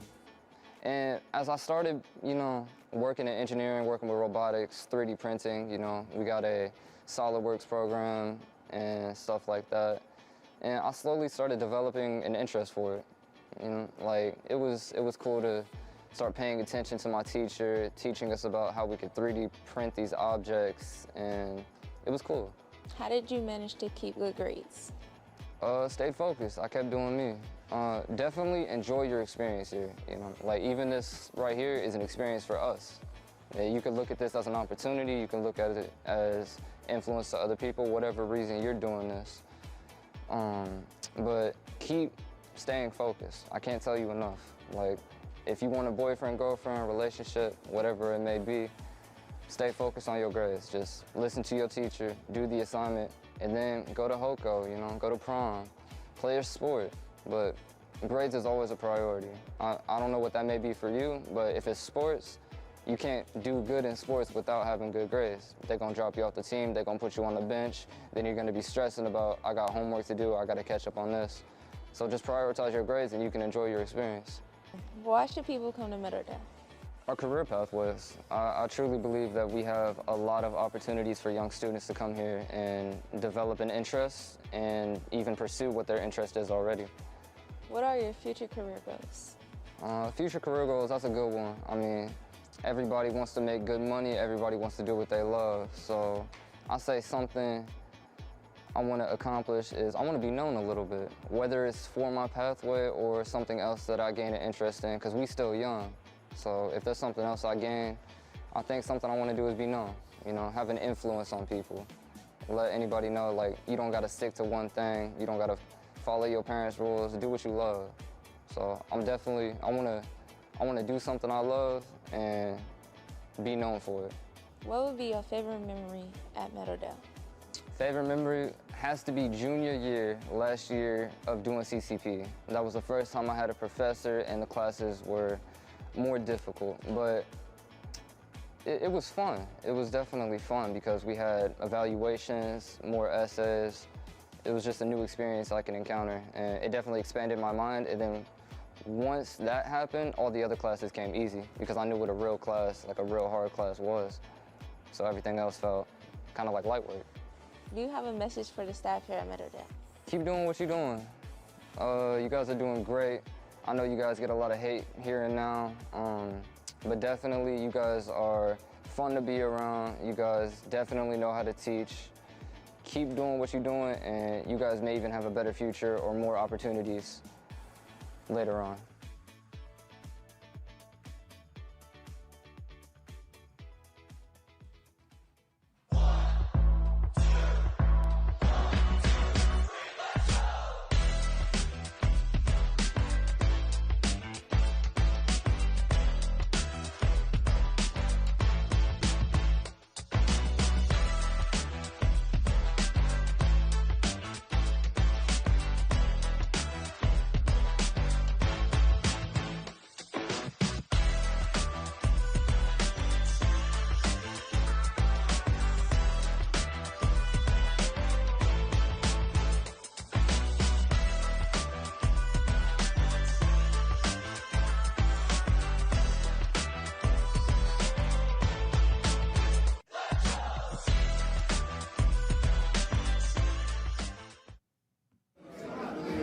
Success looks like me. Dayton Public Schools takes pride in keeping students safe at all times, starting with the moment they board the bus each morning. Introducing the Traversa Ride 360 app, also called My Ride K-12, the latest safety edition in student transportation. With Traversa Ride 360, important features that keep your child safe are in the palm of your hand. This app allows parents to be notified when their student scans their ID to board the bus each morning and as they exit each afternoon. Through the Ride 360 app, you can also follow your child's bus in real time, see pickup and drop-off locations and times, and get alerts about any unexpected changes. Our dedicated staff is trained to use Traversa Ride 360 to ensure a safe and secure transportation experience. To get started, search for Traversa Ride 360 in your App Store and download the app. After downloading the app, search for Dayton Public Schools and then select Register. Register in a few easy steps by creating a username and password and entering your information. Once registration is complete and you have confirmed your account through email, you can add your child with their student ID number to start using the app and all of its features right away. To learn more, visit DaytonPublic.com or call transportation at 937-542-4010. Hi, I'm Haley Chavez, a media arts student, and I'm here at Dunbar High School to interview our student spotlight, Chris. Chris Starr is in the 11th grade at Paul Lawrence Dunbar High School. Chris is involved in basketball, baseball, and wrestling. He also has a part-time job, enjoys playing sports, and lifting weights. Chris is an excellent student and a role model for his peers. After high school, Chris plans to attend college. So how do you balance work, school, and sports? It's based off communication. You have to be in communication with your employer, with your coach, and obviously stay on task in school. It's about getting your work done when you have the time to. So could you tell us the importance of being a team player, not just in sports, but in school? Yeah, it's like I said earlier, it's a lot of communication. You gotta communicate with your team on the game and like out of the game. Gotta make sure they're on the right track, making sure they're not doing anything they're not supposed to be doing. And same in class, if you have a group assignment, make sure you communicate with your peers. So what's a moment that stuck out to you while attending Dunbar? Probably winning my first baseball game with my team. That was a pretty fun experience that I will always remember. Mostly because we were losing for the first couple innings of the game. We managed to bring it back towards the end, which was a pretty good experience. Do you have any idea what you'd want to major in or continue doing after high school? I know my major, yeah, I want to do engineering. So what is it that you like about engineering? I like the fact that some engineering, because there's multiple different engineering jobs, but some of them you can build stuff, like, because I like to be hands-on when I'm working. So with me being hands-on with my job, I think that'll play a good part in me wanting to keep the job. What advice would you want to give other students that want to improve their life? It's about how you maintain your life. If you're using your life to do drugs and stuff like that, stuff you ain't supposed to be doing, you ain't using your life right, in my opinion. Do you have a message for your class? Stay focused and get your diploma. That's about it.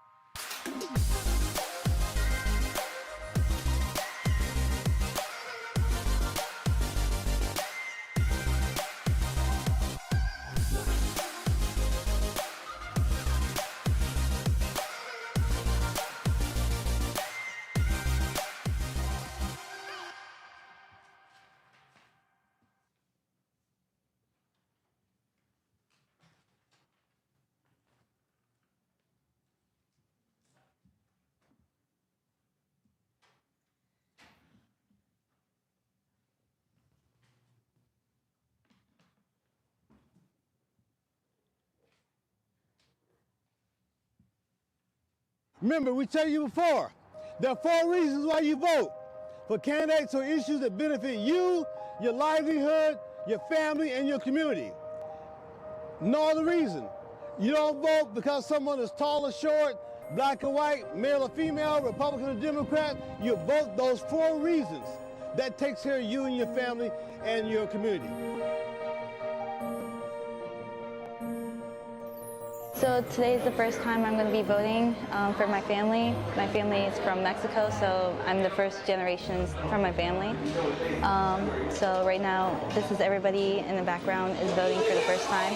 It was a very amazing experience. I like that we were crossing like around the bridge, and you know, it was just a very powerful moment where, you know, it's like your first time and you're going to have that as your memory to like, oh, I remember I have to cross the bridge to like vote.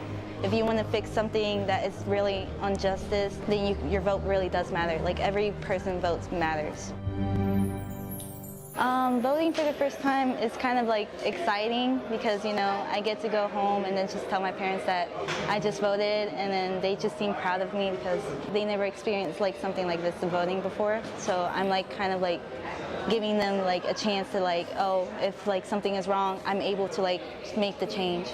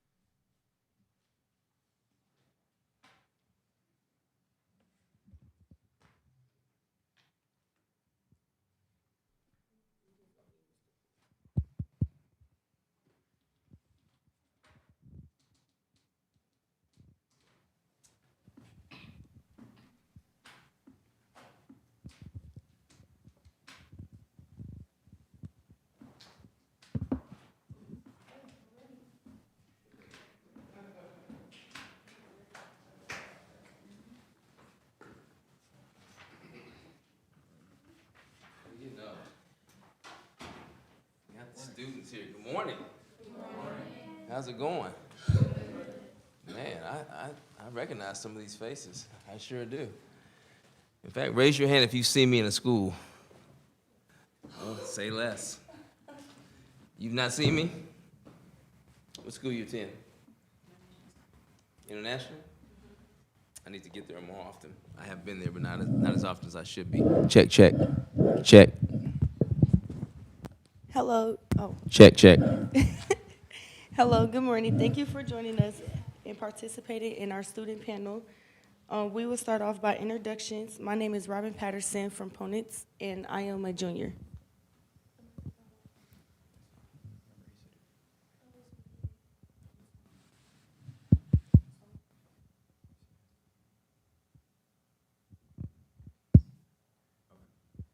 Good morning. My name is Daniel Ceballos Gallardo, and I am a junior at Styver School for the Arts. Hi, my name is Christina Tinsley. I'm in the 8th grade and I attend Wacom Middle School. Hi, I'm Harvey Kingston. I have a two-part question. I'm in 4th grade. I go to Rivers Edge Montessori.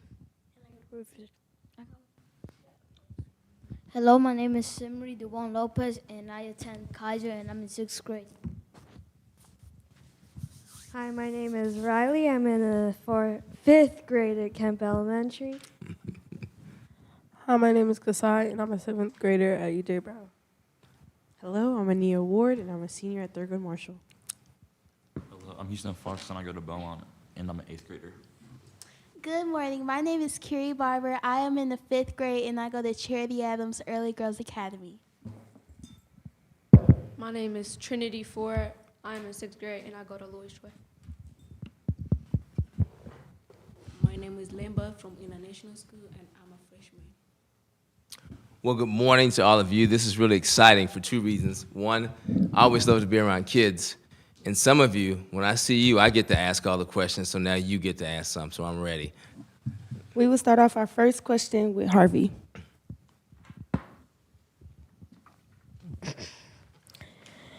When you were a kid, what do you wish a superintendent would have done for your school? I didn't hear the last part, Harvey. When you were a kid, what do you wish a superintendent would have done for your school? When I was a kid, what I wish the superintendent would have done for my school. When I was a kid, I wish the superintendent would have had a longer recess. Recess is really fun. Maybe another gym class, too. I love gym. And so those are the type of things that I, as a kid, thought the superintendent should do. I would want to see the superintendent, too, kind of like to know who they are, because it's like a really big deal. And I want to see who that person is and what they look like and get a chance to talk to them. Why do you think you should be the new superintendent of Dayton Public Schools? I think I should be the new superintendent of Dayton Public Schools because I focus on children. Like, there's a lot of things that can stop you from focusing on children, and I don't let those things get in my way. So no matter what happens, I find a way to make sure I and my team that I work with, that we focus on kids every day. And there are lots of people who try to stop us from that. They really do, in all different types of ways. And we don't take the bait. We just continue to push forward. Many of you, I've seen you in school. I've been in your classrooms. You've been on my podcast. I really spend a lot of time with kids so I can remind myself how important you are. How do you plan to engage and involve students in their educational experiences and decision making within the district? So one of the things I do is I go out every day and I walk around in buildings and I ask kids questions. So for instance, I was just in Robin Patterson's classroom the other day, and I sat down and listened to she and her classmates talk to me about things that they want to have happen in school. In fact, they mentioned one thing, and I just picked up my phone, whipped it out, and fixed it just like that. And so that's what I do. That's really my job. That's how I treat the job. Now, superintendent could be a job where you sit in your office all day and answer emails and, and stay right here at this building here. But I spend my time with children. I go out and fix problems just like that. And so I think that's the most important thing, to get out every day and to listen to you and then to respond to your needs. And then also I have lots of people who listen to you too, and then they tell me things that you need, like your principals, your assistant principals. We have these other titles like chief of schools, and there's a whole bunch of people that tell me about you, but I typically go out and see it myself. Please share an example of how you have created and fostered safe, welcoming, and inclusive schools that support the well-being of all students. So we currently are in the process right now of developing a plan for social emotional wellness for students and staff. We think the adults are important too. They have some social emotional struggles. And so Lisa Miner, Associate Director of curriculum and instruction, curriculum and leadership. That's a really big title to me, that she just works for kids too. She's in the process of working on something we call the fancy term for it is RFP, but long story short, we have mental health providers that we are lining up, like Adamus, to come back into the school because they were actually here, and then for whatever reason, they're not here now, but we're working on those groups to be able to come back and support kids' mental health. And PBIS is really important. That means that's another education term for how are we making sure that kids feel safe at school, that they're not bullied, that if they have some type of, if they have a gender, gender difference from what they normally are, or if they're just different, that people are not picking on them and bullying them. So that's it. That's something that's really big as part of our overall PBIS, positive behavior intervention supports. But forget all those fancy words. What that really means is I've got a bunch of adults who run schools, and I just left 2 of them. We're supposed to be looking at all times to make sure you're safe.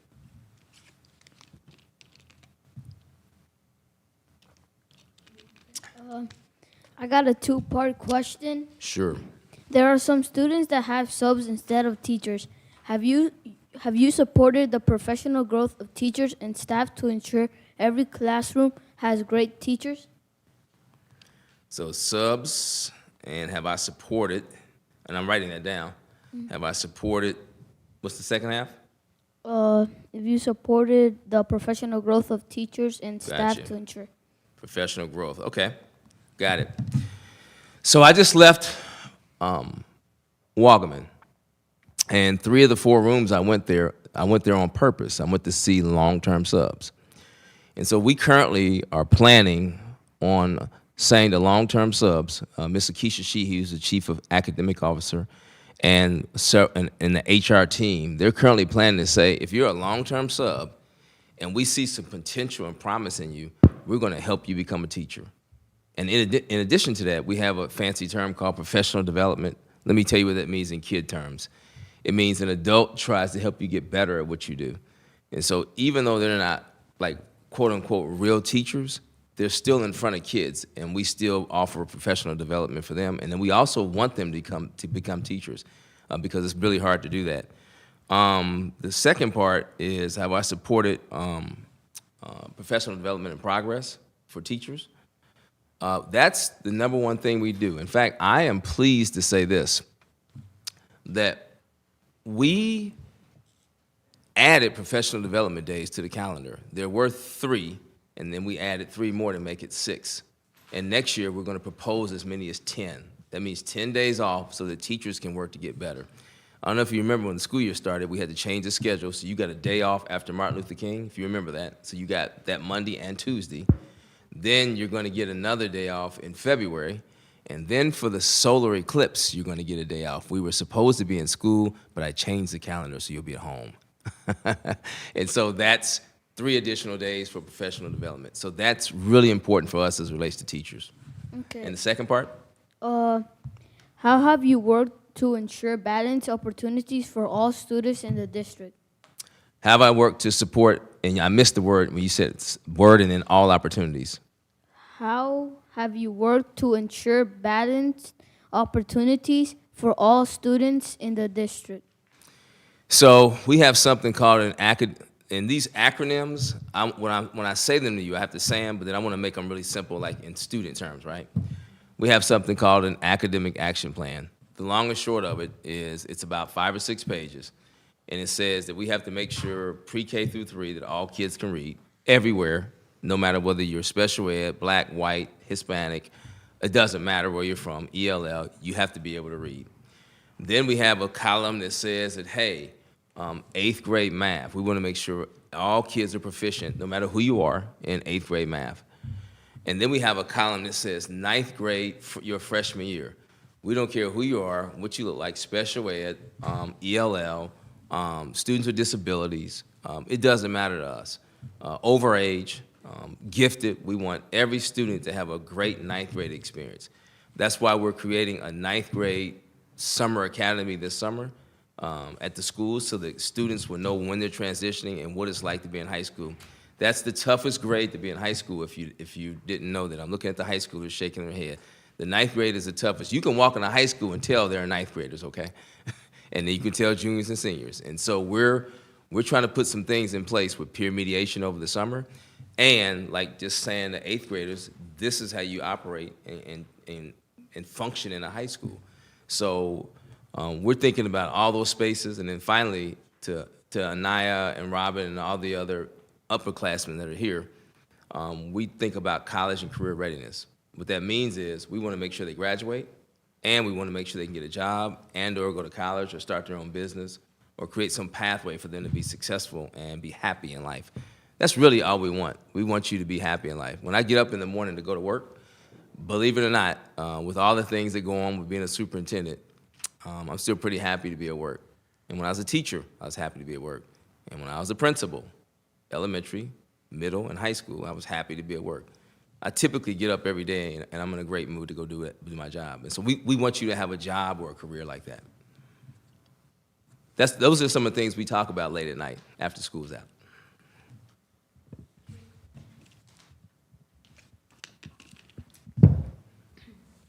I have a two-part question. I'm ready. I should have brought some paper. In your experience, how have you approached your budget to support the arts, electives, and extracurriculars? In my experience as an interim superintendent, how have I used the budget to support the arts, correct? Well, the budget was already done when I became the interim superintendent. So the budgets are done now.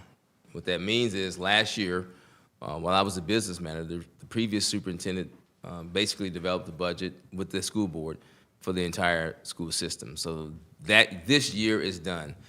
So I can't talk about what is happening now. What I can say is this is February the, help me out, 5th? Yes, February the 5th. And what I can say is this time you can say, if I'm lucky enough to become the superintendent, you can say, hey, Dr. Lawrence is the person that created this budget. So we're in the process of doing that right now.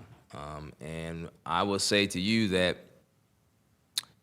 experiences are really important for me, and the arts are really important. And that's at every school, not just Stivers School for the Arts, but which is great, by the way. I was an assistant principal there, so shout out to Stivers. But every school needs to have those type of opportunities. They have them at River's Edge after school, music, art. And so we're planning on utilizing our after-school activity supports to see how we can do that across the district. So to answer your question, the budget for this year was not mine, but the budget for next year, if we're successful in becoming the superintendent, will be mine. And that's a part of our priorities right now. How have you ensured equitable access to extracurricular opportunities?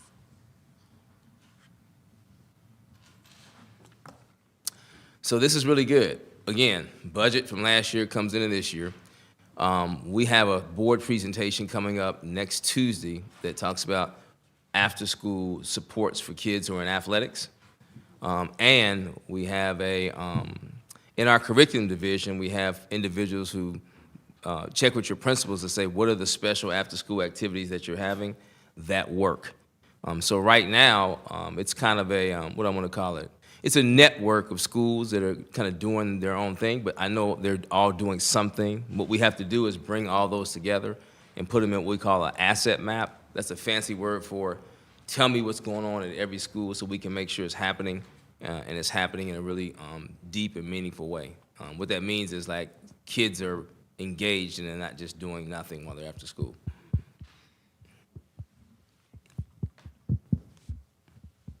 My question has two parts as well. I'm ready. First part is describe a time when you have addressed the use of technology to enhance educational opportunities and outcomes for students.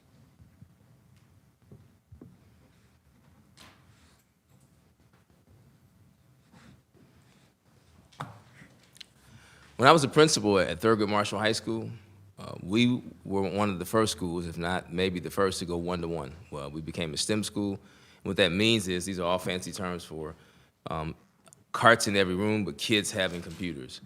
And I was also the chief academic officer at the Dayton Regional STEM School, where they took their computers home. Each kid had a computer that they took home, and Chromebook. And I'm also currently the interim superintendent, and we have in our budget right now, currently in our budget, we have budgeted for every student in the district to get a computer next year, 1-to-1. So to answer your question, it's on paper right now. You know, we are intent on making sure that you all have 1-to-1 computers. When I was at Dunbar today, all students had computers, and I thought to myself it'd be great if they could take them home. I also worked in Northmont City Schools as a principal, and every summer, all their students came and picked up their 1-to-1 devices. So they took them, kept them through the school year, and they turned them in at the end of the year, and then they came back and had a 2-day, kind of like a check-out, check-in, where they picked their computers back up after they were fixed and refurbished. So most of the school districts that I've worked in, when I left Dayton, all the kids had their computers, and they were able to take them home. You're not going to like this, what I'm going to say next, but one of the reasons I'm thinking about it is when we have a snow day, guess what? You'll be able to do what? Work.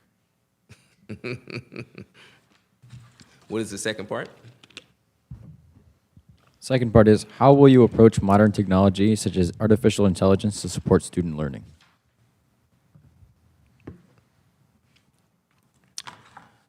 Right now, we're in a research phase of developing how we're going to approach that. Here's what's interesting.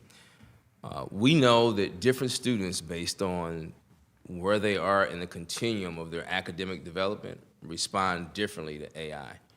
And so our question is, and people do as well. So our question is, how do we appropriately pilot and introduce AI in a meaningful way that does not diminish the human touch, so to speak, the individuals that are involved in that process? So currently, right now, we have a team of people that are researching that, and that is all the rage now. You know, AI, and there's always going to be something new in education that we need to do right now. You know, and we got to do it right now. And so we're going patiently and trying to really think thoroughly, Daniel, about how we introduce AI. We have this thing called a five. It's our kind of 5 core principles, and it's called the 5 C's. And you may or may not have seen it in your building. It's got a big 5 and C's next to it. And one of those 5 C's is competence. That's an adult word. I think I might even change it next year, but that's an adult word for just being smart. And we can't react to every new fad, every new thing. We have to be patient and think through where does that fit in Dayton Public Schools? Because whatever we do, it affects about 2,300 students, and that's a big deal. So we are aware of AI and its ability to transmit information, instruction, and have interactions with students. But we have not introduced that into our academic action plan yet, but it's February. We're planning for 24-25. Can you share a time you successfully led a district through a period of change or challenge? How did you approach this situation? Who was involved? And what were the outcomes? Okay. Change or challenge, a district. Well, I think I just got lucky because you asked me that question, and I'm the current superintendent of this district. The previous superintendent resigned on July the 10th, I believe it was. School started in, I think, the second week in August.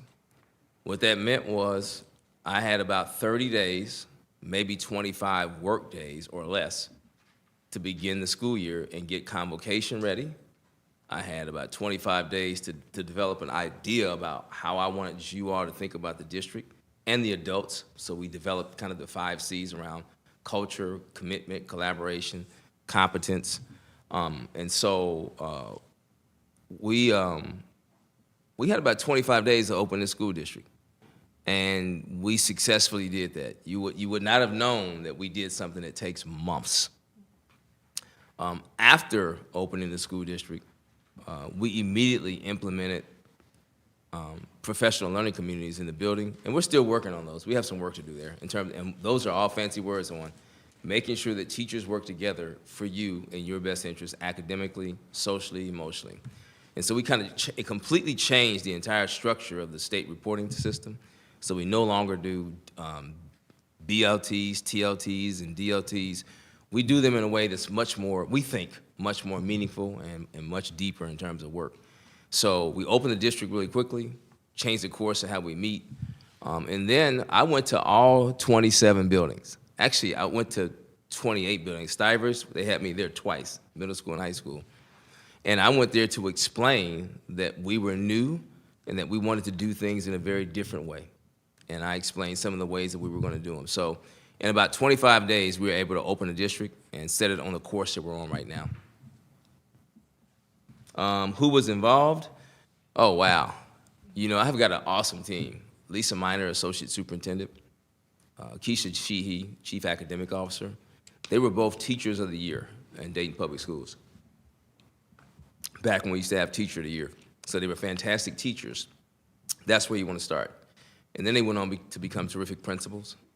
Judy Spurlock, who's the Chief of School Innovation. Erin Dooley, who's been in the district 39 years. She's the Chief of Secondary Schools. Sharon Goins, the Director of Equity. And I'm looking around that room thinking about the academic team. Oh, Mindy Clark, who's amazing. She's amazing. So, am I forgetting anybody, Sabrina? On the academic team? I don't think so. And so, yeah, the 7 or 8 of us, we just every day for hours and hours and hours thought about how we were going to begin to open the school year and how we were going to send that message out. Oh, I'm sorry, I forgot. Operations, they were important. Tiffany Powell, Rick Rayford, and also transportation was very important in anything we do. I'm going to go back to one of the earlier questions. One of my goals is to make sure that you have a school experience, not just that you're in school, but you have a school experience. I don't know, and I could be wrong, I don't know any students that they get up in the morning and say, you know what, I cannot wait to get to Algebra 2. But if you have a field trip to the Underground Railroad in Cincinnati, that's exciting. So transportation was critical in our thinking this year too. We wanted to make sure that we had enough drivers and that we are really, really, I don't want to use the word pushing, we're recommending highly to your principals that they get out of the building and take you out as much as possible so that you can see the world. It's a big one out there.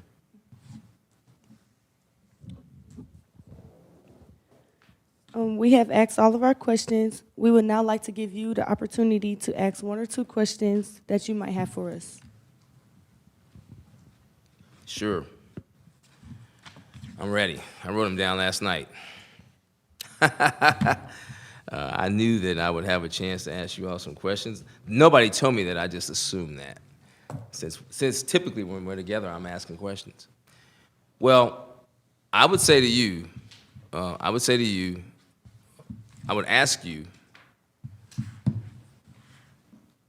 what are you looking for in a superintendent? I mean, you all have, if you've been in the school district for 7 or 8 years, raise your hand. Yep, if you've been here more than 5 years in the school district, more than 6, more than 7, okay. Some of the people who have been here a long time, you've seen 1, 2, I would be the 3rd superintendent. So what are you looking for in a superintendent? I'd love to hear that. Yeah, or let me ask it another way. What do you think makes a good superintendent? I would say the connection with the students. I feel like that's important because it's a lot of stuff we don't get the opportunity to say or to do. Like if we have ideas, we won't have the opportunity all the time to like say them or tell somebody about them. Mm-hmm. So I feel like the connection with the students, that's very important. So I'm glad you said that. I have a student focus group at all the high schools. I'm going to have one at the middle schools next year if I'm the superintendent. I have student senate. So I go to all the schools and meet with kids all the time, formally, and then I'm in lunchroom and recess and dismissal, and I listen to what they have to say. And so I think you're absolutely right. A connection with the students is really important. I think that, to be honest, I think that's my strength. I spend a lot of time with students listening. So what else do you think makes a good superintendent? One is connection with the students. Oh, wait a minute, I forgot about my world tour. I came to every high school and spoke to the entire school, didn't I? Where are the high schoolers in here? 1, 2, 3. And I came to every middle school and spoke to every middle schooler. Where are the middle schoolers in here? 1, 2, 3. Yeah. Where's Stivers? Oh, I had a ball there. I mean, it was good. Trust me, it was good everywhere, but it was really fun. So, yeah, I went out as a superintendent to speak to at least 2/3 of the student body, well, 2/5 of the student body population in Dayton Public Schools en masse, like total. So I do want to have that connection. So what else do you think makes a good superintendent? What makes a good superintendent? Or change the word from superintendent to leader. What makes a good leader? The same thing as Robin was saying, just like equal opportunities for everybody, like around the district.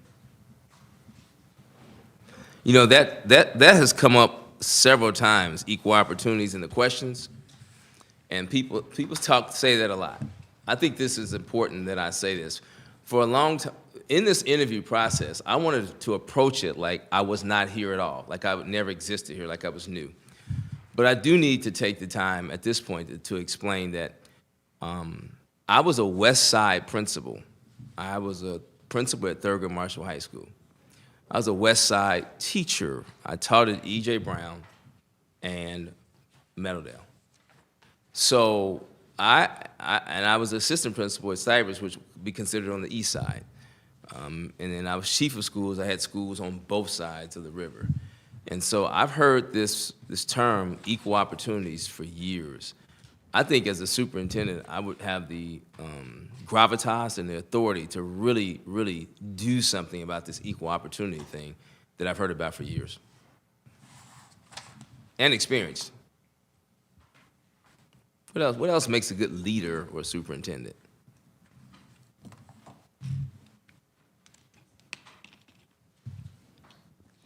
Being strong and being confident.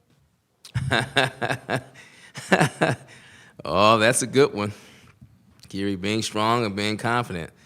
I would say this. There's a balance, right? In America, I'm just going to say this. There's a balance. And in America, someone like me being strong and confident, sometimes people translate that into arrogance or overconfidence. That's just not the case. I am really committed to what I do.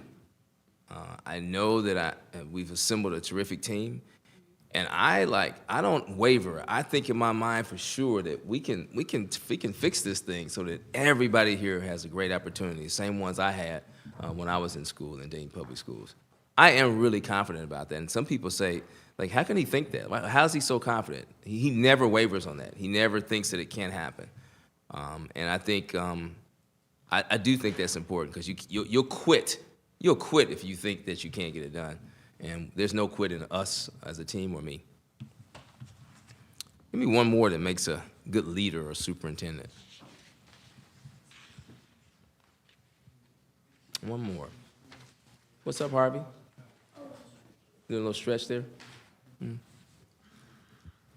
I feel like someone that's not afraid to go against what most people are thinking. Well. Of course, for the better. Go against what other people are thinking.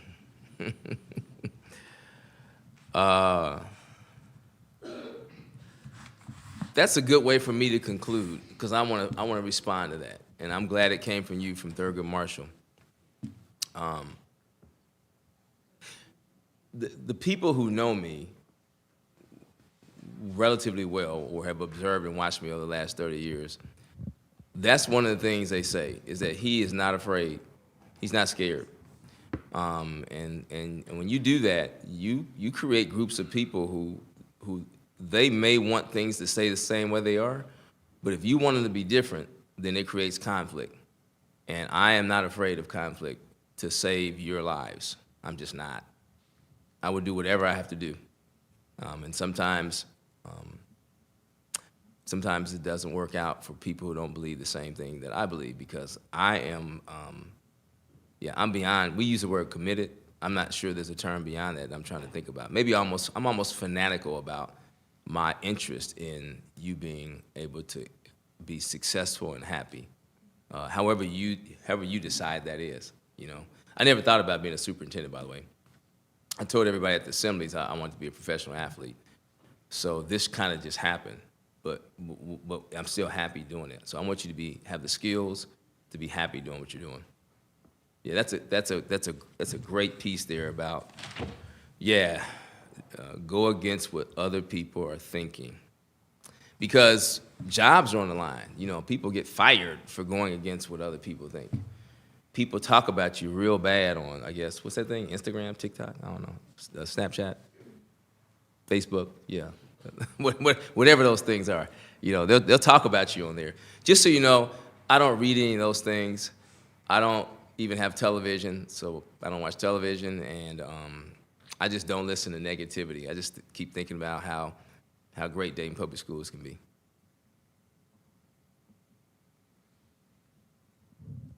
What's for lunch?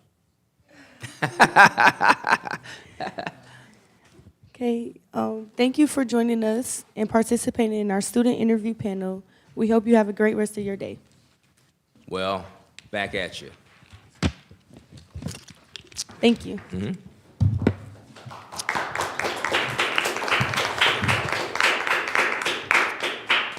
What's our next stop? I'm on tour again today. Thank you. You're more than welcome. Have a good day, everybody. You too. We're not coming back to the podcast. Okay, I'm gonna wait till the testing's over, and I'll send you an invitation out. Make sure you're speaking of student voice. Make sure you tell Denise what you want to eat. So guys, make sure you fill out the forms that's